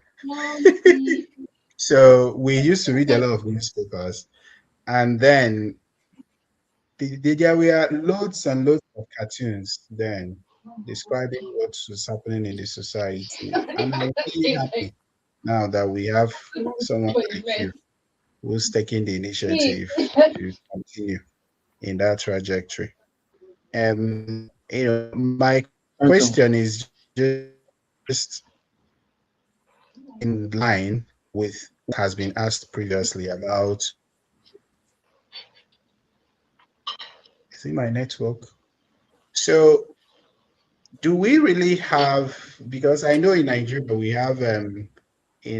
have contests, competitions, let's say science, essay, what have you. Do we really have one for people who are really gifted in cartoon?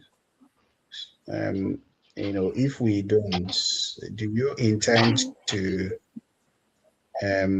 initiate such kind of contest and competition among our very young people, primary, secondary school students?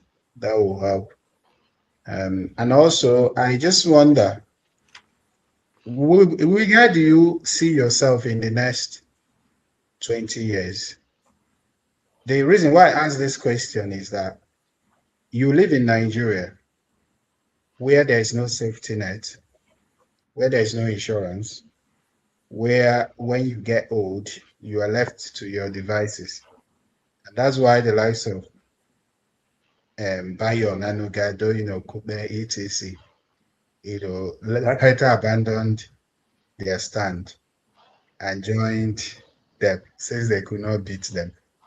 Now that you're fighting the ills of the society, when you get old, you need to cater for your health. You need all sorts of support. would you join them? All right, thank Thank you. you. Stay humble. Mike. Hi. Yes. Okay. Can you hear me? Yes. Hello. Okay. Rudolph, can you hear me? Yeah, we can hear you. There's just a delay. We can hear you. Okay. Can you hear me now? Yes. Go ahead. We can hear you. Okay. I think the question you asked now, first part of your question, when I was talking, when I finished that, in our initial part of the program, we have already discussed that. So, but I just want to go over it again. That I'm actually doing a lot, in preparing younger ones for, you know, who are gifted children. Um, I'd work a lot with them. We used to have online classes. I will online classes annually. Beyond the online classes, we have some physical training for young people, especially during holidays.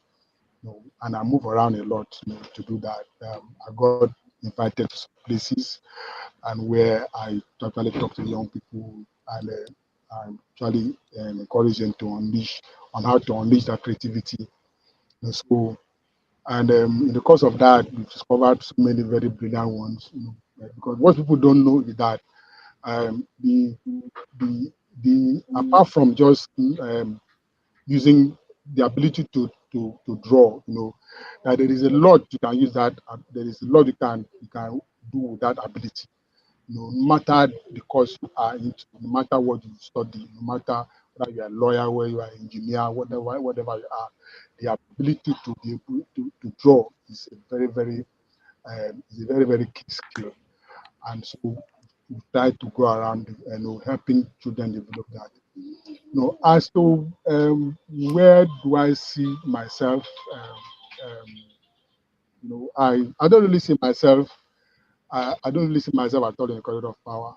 And I'm an artist, and until I stop breathing, I will not stop working. And I know that a lot of people, from the way it is going now, you can't beat them, you join them, makes it better. You see how it is to just become a millionaire overnight. When you see the even right now, when you see what is expected from an ordinary local government chairman, to tell you the budget for campaign campaign budget for ordinary local government chairman in Nigeria is scary. And you ask yourself, if the local government chairman has to spend all this to become the local government chairman, how much is he going to earn, in that 4 years of being in power? And so it means that people just pay. People are just selling the slot. So you sell the slot to you, you make the best of the slot, so that when you leave, you sell to another person. So that is how it is. It has become so transactional.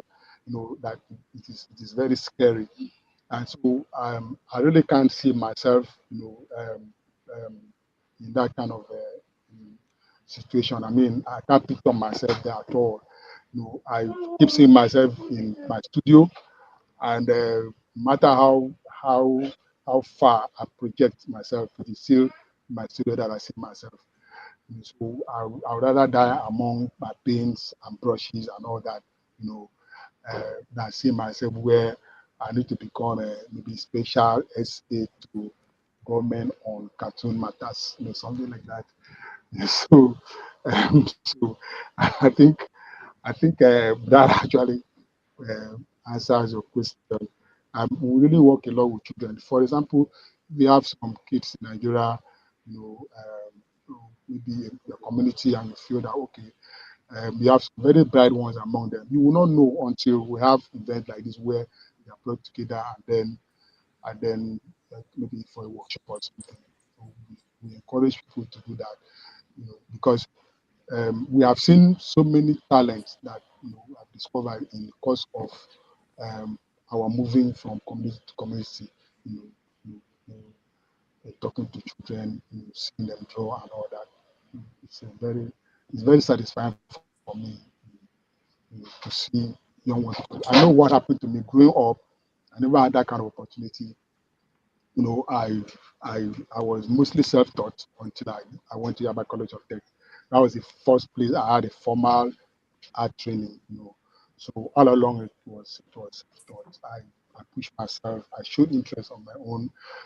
I tried to develop a skill, and as much as possible, I I I I tried to try out any material I find around me.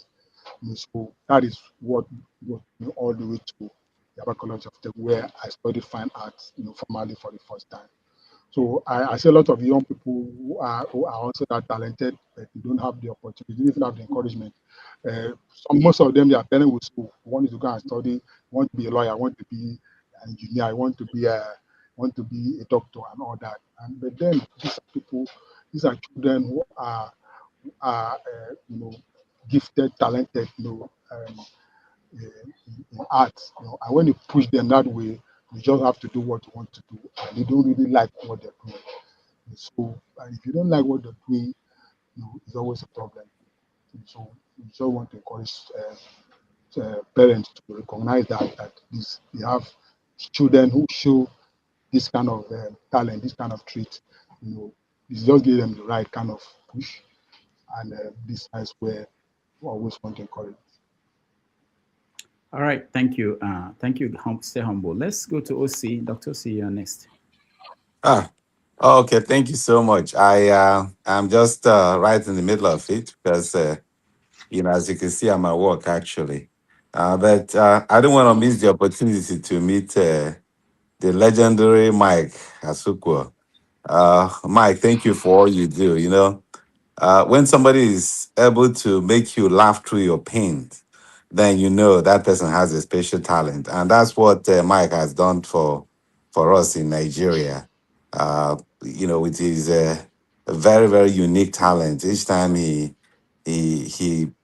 posts a cartoon, he says more than 1,000 articles that most of us write every day. So People like you, right? yeah, Michael can just summarize what you've been writing for a year with just one cartoon. So we thank you so much. Not too long ago, I made some trips to some countries in South America, especially Colombia. And one thing that I noticed was their use of street arts, like the murals they draw on the wall and all those kind of stuff. They're very, very big into it, and it tells a lot of stories. And as a matter of fact, when I left that place, I was like, why are we not doing this in Nigeria? Because you could tell that most people, because of the social media, short attention span, and all those kind of stuff, when you write articles, no matter how beautiful, no matter how, you know, important that article is, many don't even get to. The people that are supposed to be, reading it and getting motivated and getting, understanding what is going on, they don't even do that. But when you make it in an art form, i.e., murals, whether it's cartoon, all those kind of stuff, you're able to pass the message not just to a wider net of people, but people that really should be getting educated about what is going on. Yeah, so thank you so much. And it would be nice if, those were cartoons. If we can maybe find a way to give it a wider reach, whether it's in form of the murals I talked about, where, like if you go to, say, a bus station, you see a big picture with a cartoon on it. It says it makes, it makes a lot of difference. That's what I believe in. So if there's any way we can do that, I mean, I know we don't normally do it in Nigeria, at least not that I know, not to the extent that I know and I've seen in other climes, but who knows? The revolution we're talking about, that we're all shouting and screaming about, maybe that is how it's going to. Because when somebody looks at a picture, there is that, there's that. It's evocative, if I have to use for want of a better word Yeah. to use. Yeah, if we can do that, many of us will be very, very willing to support you, and actually, make sure that we look for sponsors for stuff like that. And I'm sure with all these young people you're meeting, maybe they will also take it from there, even when some of us have come and gone, at some point in our lives. Thank you so much. Yeah, yeah. Thank you so much. I think that's a very brilliant idea that you just stated now. Very, very brilliant. I mean, it really worked. I mean, um, we have some of these images blown, really big, and then they are mounted. So yes, it will say a lot, and they are also catchy. The message gets to where they have to get to um, uh, quicker. So I think it's a very brilliant idea. Very, very good. Thank you for that. Service. Thank you. All right, we're rounding up. I'll give maybe one more chance to anybody who has another question, follow-up question. But Mike, let me ask you: has there been any cartoon you did, and after doing that, you said to yourself, this one might land me in trouble? Um, yes, yes, yes. Sometimes you can't just help it. I mean, this thing has to be said. You just say it, and then you just wait for whatever will happen. It's okay. like we will say, heaven will not like, wait for heaven to fall. Mhm. So yeah, but a lot of time, because like right now in Nigeria, a lot of things that happen. um, You really, if you are a journalist, if you are people who write about these things, you see, you can't help but put yourself in the story. You can't help but imagine yourself in the story. No matter how objective you try to be, there is a way you feel about some of the things you write about. And it's not a very good time for Nigeria right now. So sometimes, like I was in an event, and one of the politicians was there, and I said something. I said something that right now in Nigeria is really getting very, very hard, to make people laugh, you know, because of the kind of subject matter we are handling every time. It is, if you are able to, in fact, sometimes you feel guilty, bringing humor, into your work, because some people will say, "Oh, it's gallows humor." I mean, why should we make fun of some things like this?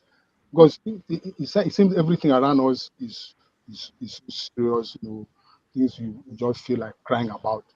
And so it's becoming harder for a cartoonist, to be able to infuse humor into someone was asking on a platform. So what matters to the cartoon? What matters to the cartoon is it the message or the humor? And I tell you that it's becoming harder to um, humor should actually be like uh, you know like the sugar, the honey you wrap bitter pill with, Yes. and but sometimes you just feel like you don't even need this bitter pill. You don't even have to laugh about this thing, you know. And when you post this thing, like you post this thing on social media, and some people will telling you, I don't even know how to react. Do I have to laugh? Should I laugh about this? I laugh about this. I'm feeling guilty laughing about it. It's as serious as that right now in Nigeria. So we know. So there are many subjects that you just can't help it. You All right. We're having internet problem with him. Okay, Mike. Okay, thank you so much, Mike. Let me give anybody who has a follow-up question to do so. I do have a question. Okay, Igbo Basic. Mike, my brother, we have snow in our place today. And I've often posited that if it ever snows in Nigeria, that people will die because they've never seen snow and they can't withstand the cold from what we go through here. In line with what Osi was talking about, mirrors and stuff like that, I just have a question about courtrooms. Do we have courtroom impressionists? Do we have courtroom artists? Or do we have crime replicators, people who can work with the police and stuff like that to solve mysteries, and you can actually be able to recreate the image of maybe a perpetrator? Or do we have courtroom artists? Yeah. I just sent one to. I don't think from America. Yeah, I don't.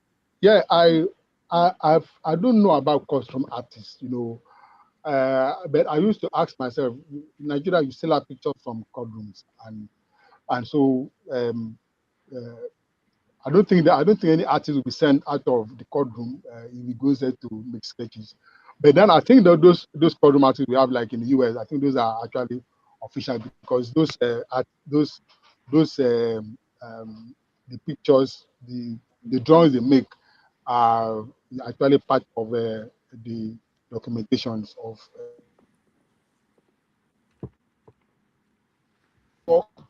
Police artists, like those people that make identical pictures. I have not seen one. Because the police in Nigeria has never published a drawn photograph, and so this man is a wanted man. This picture is based on description of eyewitnesses, as drawn by an artist. I've never seen Nigerian police publish such picture. It's not as if Nigerian artists cannot do identical pictures. Me, I can do it. If you, I've just done a portrait that was fully based on description of family members, where they want to do their grandfather, they don't have any picture, and so all those people that knew the man came together and described the man for me, and I created a painting of him. So that is how to do the identity picture. So, but I've never seen Nigerian police release a press statement accompanied by a photograph and say this photograph was drawn based on description of eyewitness. So I think that shows that there is actually a vacancy for such for such talent in the Nigerian police. So without Rudolph, I'll ask a question. Rudolph, Mike, among the young ones, because they're looking up to you, that you have encountered in your journey, have you been able to kind of create a database of these younger ones so that as they look up to you, they are actually following your line? And if anybody needs their service, you can actually, because little drops of water, a single tree cannot make a forest. So you have all the shrubs around you. Do you have a database of this younger ones? Yes, I do. In fact, I have them. I even have a special WhatsApp group where all of them are there. In fact, some of them are even abroad. Some are in Nigeria, and then there are also categories. There are some that are still in secondary school, and then there are some who are actually not studying art in university, but they are into the draw. Some of them create comics and all that. So I reach out. Most of them, they reach out to me. They share their works with me, on a regular basis. Seeking my opinion and all that. So I still have them. If you have anything, if you need anything that I feel any of them could handle, I will just reach out to you and then connect you with them. So that I have them. All right. Thank you, Bob Basics. Any other, KJ, you have any other question? I'll stay humble before I Yeah. round up. So the question I asked earlier, I think he answered it in the light of holding political posts or aspiring to political positions. But that wasn't really it because um yeah, we know that these guys, they still operate the analog Oshodi Oshodi system of just recruiting people to be special advisors, etc., etc. But in more advanced climes where the establishment are more sophisticated, you could be even you could be roasting corn in the market, and you still be roasting it and still be I will still join them if that makes sense. So Yeah. like joining them is not just about aspiring for political posts or being special advisor, you know. Okay. Yeah, because Yeah. what I'm saying is very important. I have followed politics in Nigeria for more than 2 decades, religiously. And I know many people are fallen. But that's why people will say don't trust anybody. So because clearly when you get to that age, where you need support, Yeah. when people get to their 70s, things, if we are going to be honest here, things come up. That's when men start having prostate issues, Yeah. and that needs a lot of money. That's when, problems that need solving crop up. And that's when people begin to compromise Yeah. because Sure. they need help. So that's what I mean. You use your talent to decry social ills. Now, you look at things happening in the society which are not palatable, and you try to, use diagrams and illustrations to bring them, to summarize them and bring to the attention of people.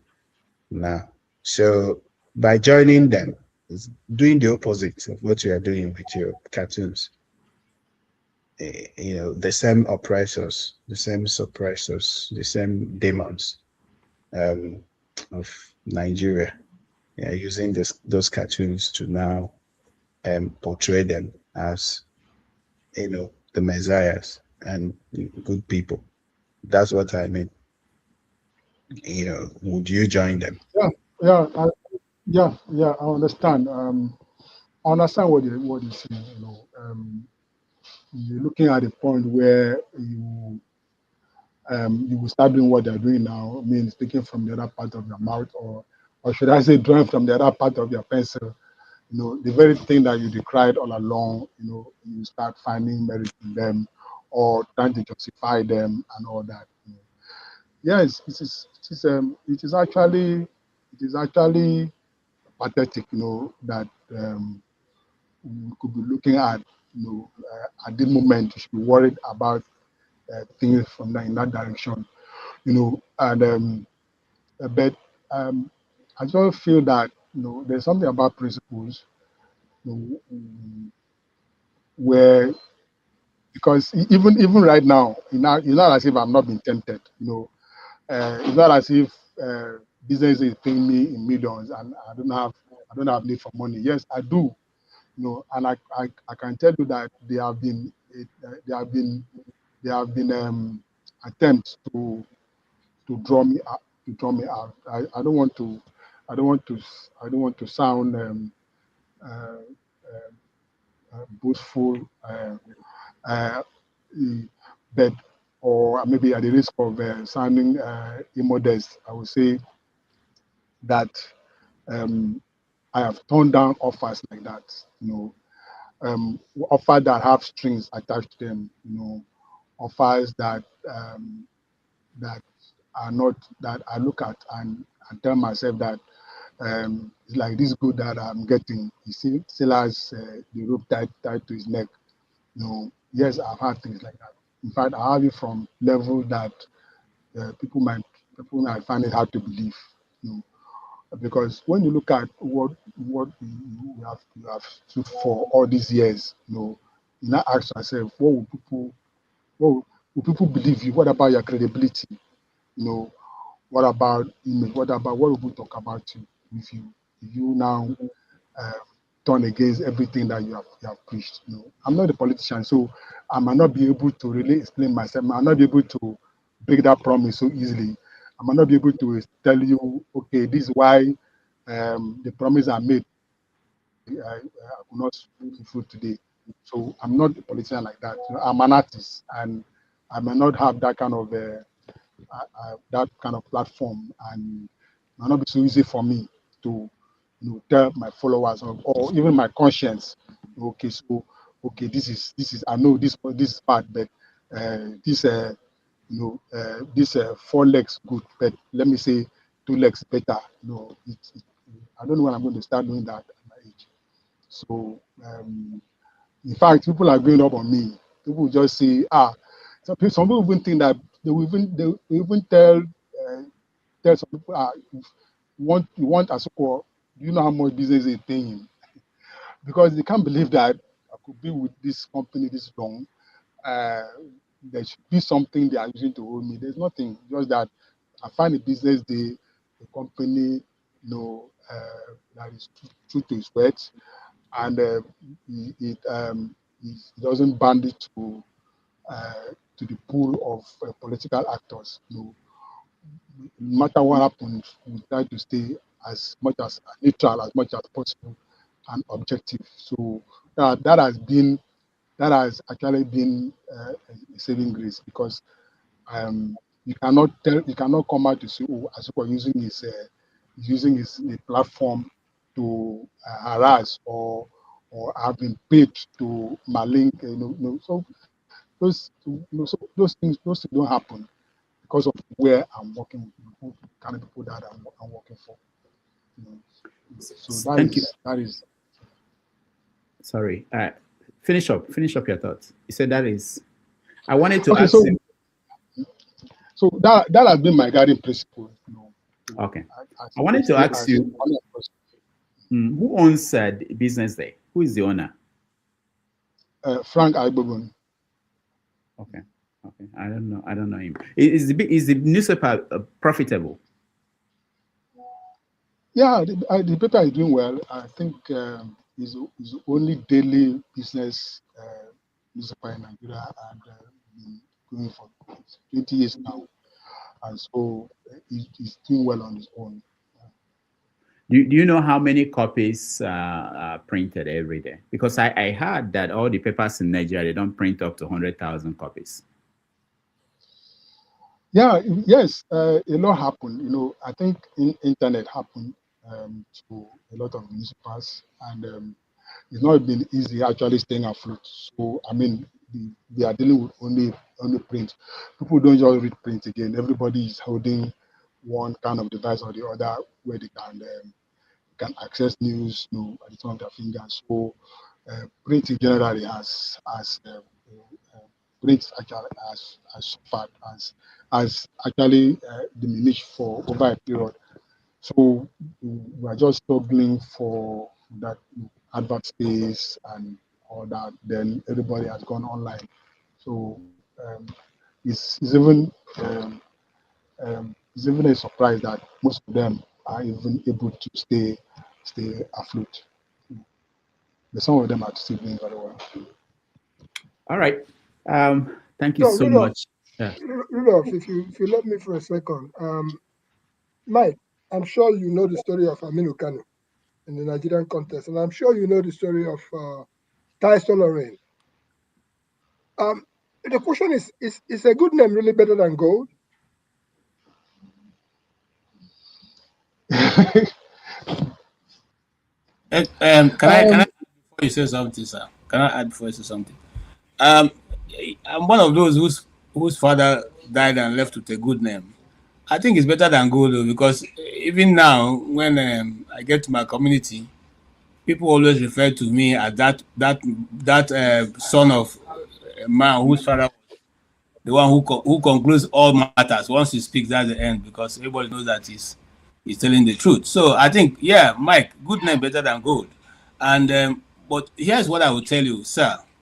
I've gone. In fact, most of your work that I see, I come across, I always enjoy. So I will also advise that if you can, begin to put them in book forms. Begin to, just like you already started. It doesn't matter whether you get the reward now or later. But someday, somebody whose heart is good will see one copy, and that will be the end. I have a friend who used to make moi moi when I used to be in Nigeria, in one part of Kubwa. We used to go buy her moi moi, but we never know that one day she'll be making moi moi for Obama. And then before you know it, one day somebody took her memo to somebody in Abuja. Somebody then I got to the American embassy's hand, and the American embassy say, "Oh, who made this memo?" They say, "Is this young lady in this place?" "Oh, we want this memo." And the next time they took her memo for events in American embassy, and before you know it, Obama said, "Oh, I want this moi moi." They were looking there. They brought the woman to come and make moi moi in America, and that changed her whole, all her story and her life.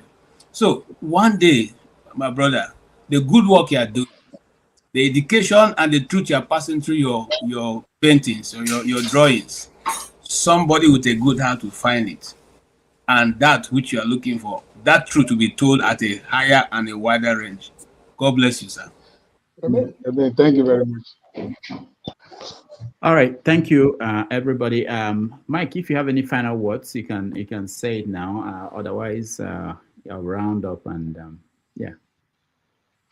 Okay, I just want to thank you very much for an opportunity to engage with people like this. I want to.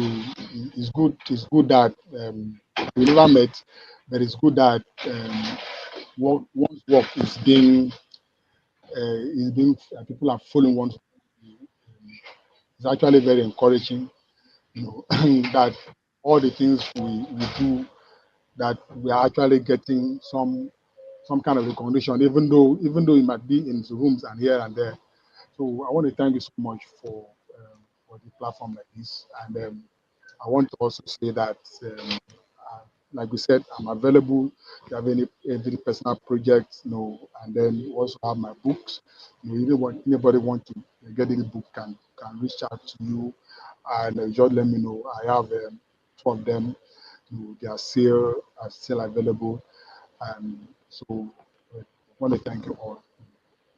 All right, thank you so much, Mike, and we just say thank you to you. Take a break and do our own feedback, and then we will end the show. Thank you so much. Rudolph,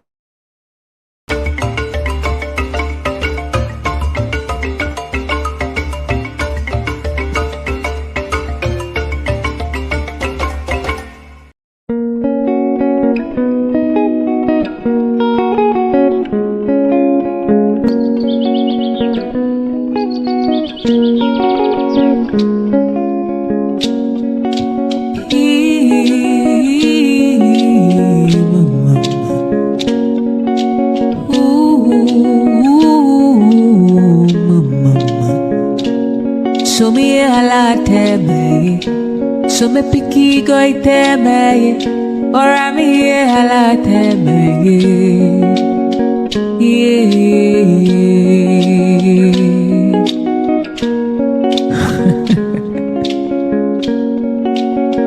Ala wolo ma ho, he go in the river ho. Ala wolo ma, he go in the river, he go in the river.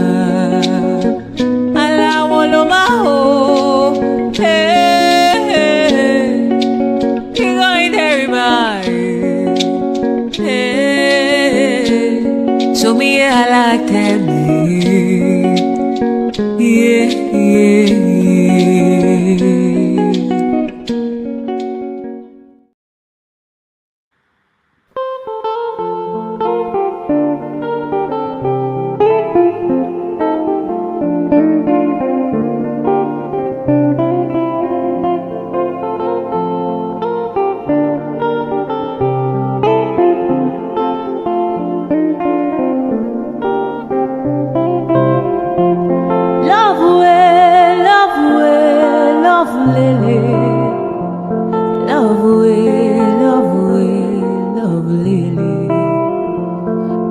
Owere malowere efuemo. Alowere efuemo. I am adure lele. Adure lele.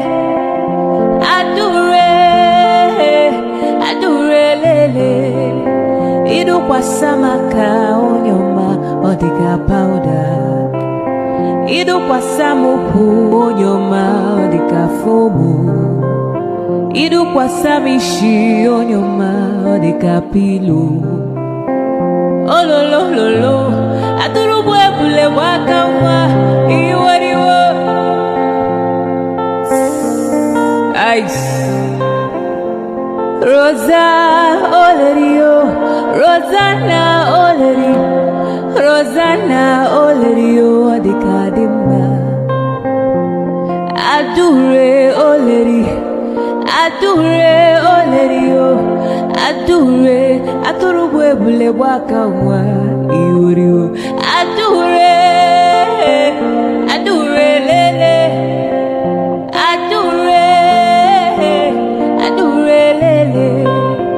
Idu kwa samaka onyoma odika powder. Idu kwa samupu onyoma odika fomu. Idu kwa samishi onyoma odika pilo. Ololololo aturubu epule wakawa iwariwo.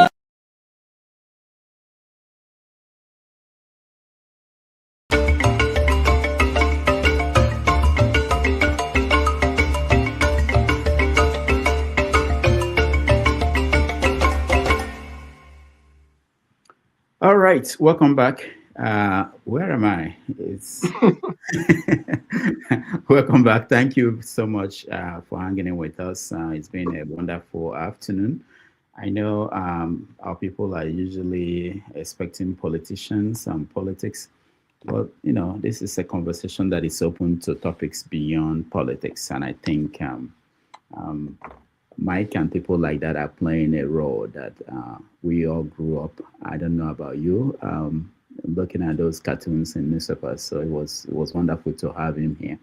We will continue to bring diverse guests on this show. Next Sunday, we are bringing Professor Chidi Odenkalo. He's coming to help us understand the world as it is today and what's going on in Nigeria. So if you want to join us, please make plans to join us 6:30 on Sunday, Nigerian time, and 12:30 here in America. He has a new book that just came out. So if anybody is a follower of Professor Denkalo, you can read the book and come back and we can, you know, have a conversation around that. He was talking about, the book was about the judiciary in Nigeria, why they don't work and why we're the way we are. So it would be good. I want to encourage people to, you know, when we have guests who have books and stuff like that, we can read it and have intelligent conversations. Not that we don't, but it would be wonderful to have writers being questioned or to explain. What's the title of the book, sir? I'll find it. I'll show you. Something about judiciary. I'll show you. But you can always type his name. It's on Amazon and everywhere. All right. So before we go, let's quickly your take. I know, KJ, you're having a show after this. Are you? Yeah. Yes. All right. Okay. So yeah, go ahead. Oh, are you talking to me? Yeah. Oh, okay. Yeah. You know, Mr. Mike Asukwo is a legend. He's you know, a cartoonist like no other, especially now that the world has, you know, taken a dive into AI. So for you to continue to remain at, you know, at that class where he is, you must know your onions very well. And I appreciate his cartoons, because just like Stay Humble have said, when we were in, you know, in primary school and secondary school, we used to, you know, going to read newspapers was one of our preoccupations, because the questions that you'll be asked in current affairs, in debate clubs, in press clubs, it's going to be based on those things you see. And the questions you're going to be asked in government class, in history, it's going to be what is trending, what is the newspaper saying, what are the, you know, people like the Zik of Africa, he went to a campaign in Jos. What was his campaign about? Can you summarize it?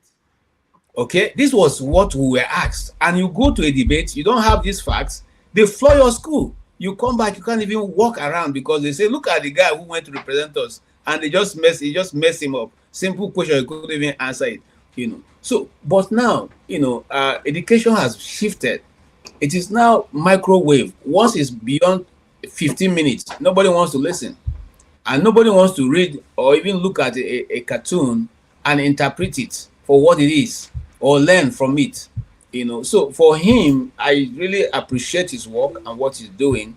I just pray that someday the Nigerian society will again recognize the need to go back to education, to go back to intellectual discourse, to go back to trying to bring the young ones up from what they are used to now, which is hanging around, social media and dancing all kinds of stupid dance and hoping to raise followers or Yeah. friends, whatever they call them, that will eventually give you money. And the other day I was speaking to my son. I said, "Look at Dr. Rudolph's show has been on 81,000 people now. Even though we have millions of people coming here, almost thousands of people coming every month, it doesn't increase. So you see. So in other words, this is somebody's business, and it is how he gives you that you take. You can't go and complain. Say, now how can you say we are still at this number, and new people are coming, and people are still clicking likes, and people are subscribing. Where are those subscription? My good diary came back from almost 500,000 to 111,000. Till today, it still remains 111,000, despite whatever he's doing. So, what am I trying to say? I'm simply saying people like him occupy a very vantage position in our society. Unfortunately, we're not dealing with a people who understand or who want to even expand knowledge, because people like that will be given a special place. They can contribute a lot, because there's nothing wrong with all of us or people expanding knowledge in different ways. And that guy is a talent and needs to be encouraged in whichever way that we can. I will look forward to buying, most of his books. Like I said, I used to collect cartoons. I had an album of cartoons I cut from New Nigeria, Standard newspaper, The Voice, Daily Times, what's the other one? There's another one I'm forgetting. Punch, Vanguard. Those were people who those days had columns for cartoonists, and they were all very, very entertaining. So I made an album of it. I'm sure that if I go back to my village house and I check through my things, I can still see that album sitting there. It was good to look at. So sometimes when you're not in a good mood, you just pick up the album of cartoons and look through it, and just like Osi said, you laugh. You just laugh away your sorrow, and tomorrow is a better day, and that's it. Playing a very important role in our society, and I want to appreciate him for it. Thank you. There was this, I forgot to ask this question. There was this guy, cartoonist, I think he was at Punch, called Leke Moses. Yes. I don't forget that, because there was a day that the chairman of Guinness Nigeria collapsed at an event. And this cartoonist drew the picture of the Guinness guy and said, "Guinness is good for you." I don't forget that. and the signature was Leke M. So I interpreted. I was very young then. I interpreted to me, Leke M, Guinness is good for you. So they leave an impression in you even at a very young age. And yes, so, yeah, yes, they did. All right, stay humble. Final words.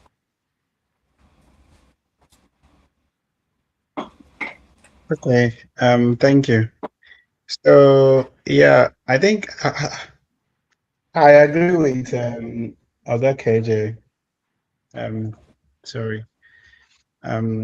Regarding the issue not having the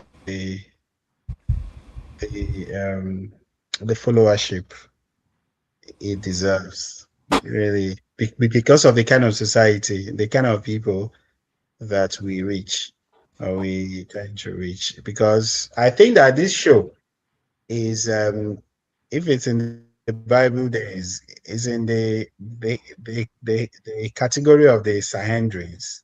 So the reason why people want to be in this show, many people who want to be in this show do not want to join to make their contributions, is that they feel that the intellectual level is high. That they do not have the intellectual currency to make contributions. And, because of that, they just stay in the background. Why? Is because I followed this show for about 2 years before I started becoming um, a regular participant on the panel. And during those days, I saw this show as a show where you get that intellectual conversation that you don't get anywhere else. And that's why sometimes I frown when people want to dilute the level of conversation we have here, when people want to bring in some false doctrine and try to downplay the importance of the issues that we discuss on this show. So what I would say is that irrespective of the following, I think we should maintain what we are doing and even aim to improve in that, and also even try to bring in more guests across divides, across several aspects of life. We've not had a sports person here, unfortunately. We've not had a Obie. so Obie was because one. recently, because if you are looking at what is going on in the society recently, the AFCON took place and it's concluded that and so many things that fell out from it. We've not invited any of those So let me say this. stakeholders. It's important. Stay humble. It's important that you're saying this. So we are open to anybody suggesting any guests and helping with getting them, because it's not easy. We have outstanding invitations to more than 15 people, and every week we reach out to people. Are you ready to come this time? Will you come? And sometimes it takes 6 weeks, 6 months to get even the right contact of somebody. I even go to people's DM to send them messages. Can you be a guest on our platform? If you know how I got Mike to come, I actually, exactly what I said during the program, you were not here. I saw a cartoon of his and I sent it to him. And I said, hey, Mike, I did a AI variation of it. I posted it. And he wrote back and said, are you telling me how to do my job? I said, look, I've been looking for you. Come on the show. And that was how he came here. Somebody sent me, a friend of ours on the show here. He's watching at home. He sent me a message. I said I should bring Edmond Obilo today. And I said, I've been talking to Edmond. I knew him before, more than 10 years ago. And I've been talking to him to come on the show. He kept saying, I will come. So Edmond, if you're watching, we're still waiting for you. So I have those people. You may think you want this person. I've been reaching out to that person to come. And we hope one day they will.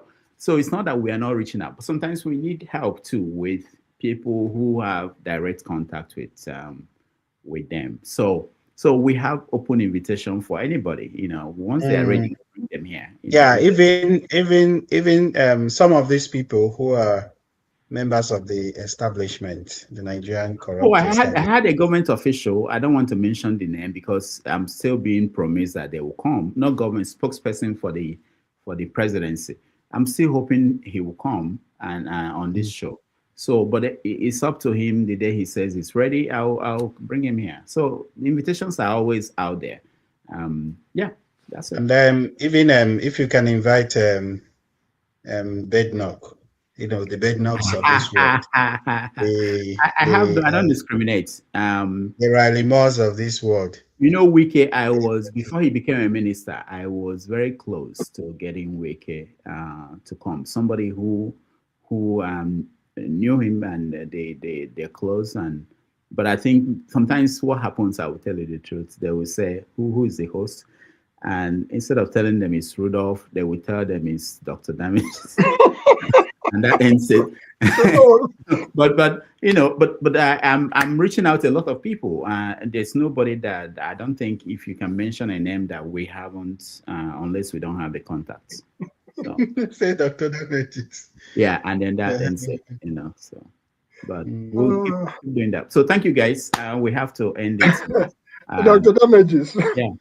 Uh, well, I don't have too much to say other than for you to continue doing the good job, a great job you're doing, because from our conversation today with Mike, it has exposed quite a few things that even the Nigerian society need.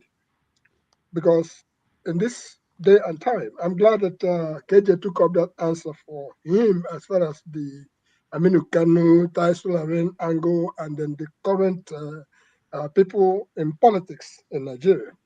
One thing we observe is this: if it is Kpanlogo today, a lot of people will come. If it is Ngwa Road, a lot of people will show up. If they are dancing at Jasco, people will come to see. And even if they are doing a bad condition, my good friend Uche Obuagu used to do bad condition, now he joined the politics. People will tend to show up. Can you get But Uche for us? Can you get Uche for us on this program? I believe I can do that. It will be good to.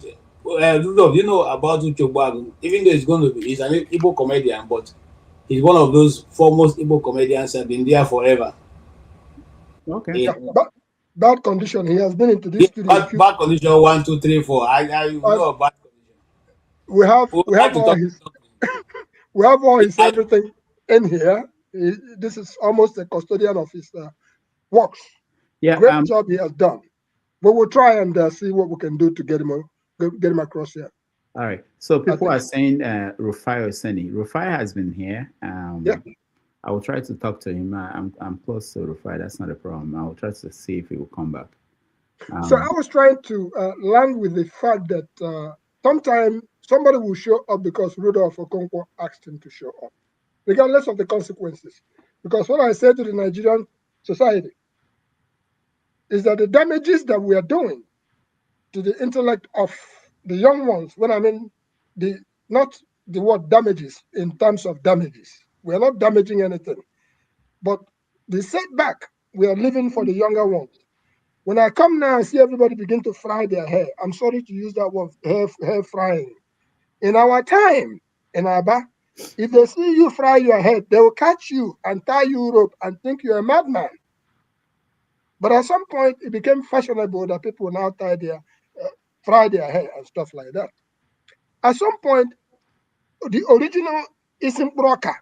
When you see a woman in their original form, you will appreciate who they are with little or no makeup.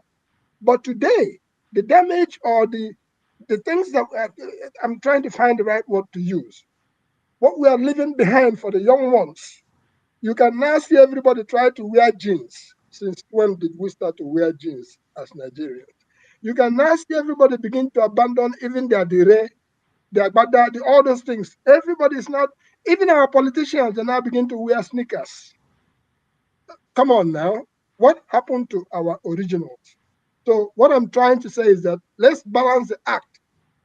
While the Europeans or Americans are trying to sell their culture to us, let us do the best we can, just like KJ said, the Moi Moi landed in the White House. Let us also try to preach our Moi Moi to the West, including those of us who are here. I know that they say, while in Rome, do as the Romans do. But we will do our part to see to it that we will attract some of those who can listen. If they want to, they can listen. If they don't want to, no wahala. So what is the cost of the book that Mike, what is the price of his books? I know that I can get Rudolph's book straight to my table here with our stories, but we would like to know the price of the book that Mike sells. And I know that it's a difficult thing to get it from Nigeria to here. So the only thing I can ask is that maybe through you, maybe whichever way, maybe when we talk to him, Rudolph, if you send me this information, I can order some books directly from him and ask him to, the way we do. Can you send 2 copies to Umobasli Community Library in Ibere? Can you send 2 to Ezema High School in Aba for their library? That's the way we can try to reach out to help distribute their book before they come onto the international crayfish sellers market, which is the Amazon. All right, thank you. I can anybody that wants his contact, I can pass it across to you guys. Let me thank those that supported us. Thank you so much, Brickhouse Capital, for your support. Thank you so much, Igbo Basics. Thank you so much, Oscar Blackbone, for your support. And those that watched us at home, thank you so much, Real K. I appreciate that. And then I have, thank you so much, Abby, for your support. Now, for those that watch us at home, thank you. Those that left comments on the comment section, thank you so much. I appreciate all of you. And next week, we are going to bring you a new guest, which is Professor Chidi Odenkalo. Stay humble. Thank you so much for being here. Igbo Basics, thank you. KJ, thank you.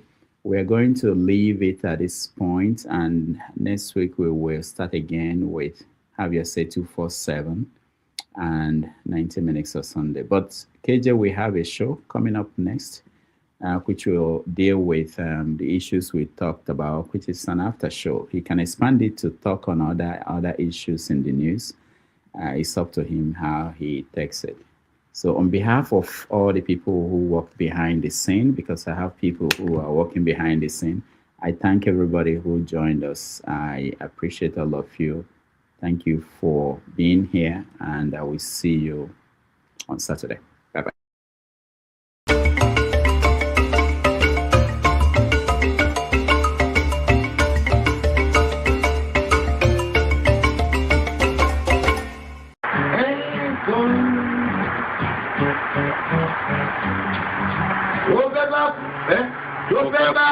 Tó fẹ́ kú torí ẹ̀.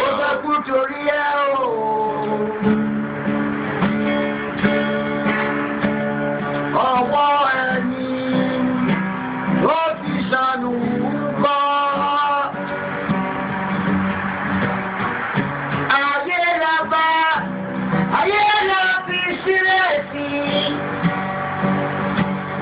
Lọ́nà èyí yóò. Thank you so much for watching. Thank you. Have you subscribed? Yes, you. Have you subscribed? You. Yeah, before you go, click. It's free. Click. Just that's it. Have you subscribed? You are laughing. Have you subscribed? Have you subscribed? Thank you. Thank you.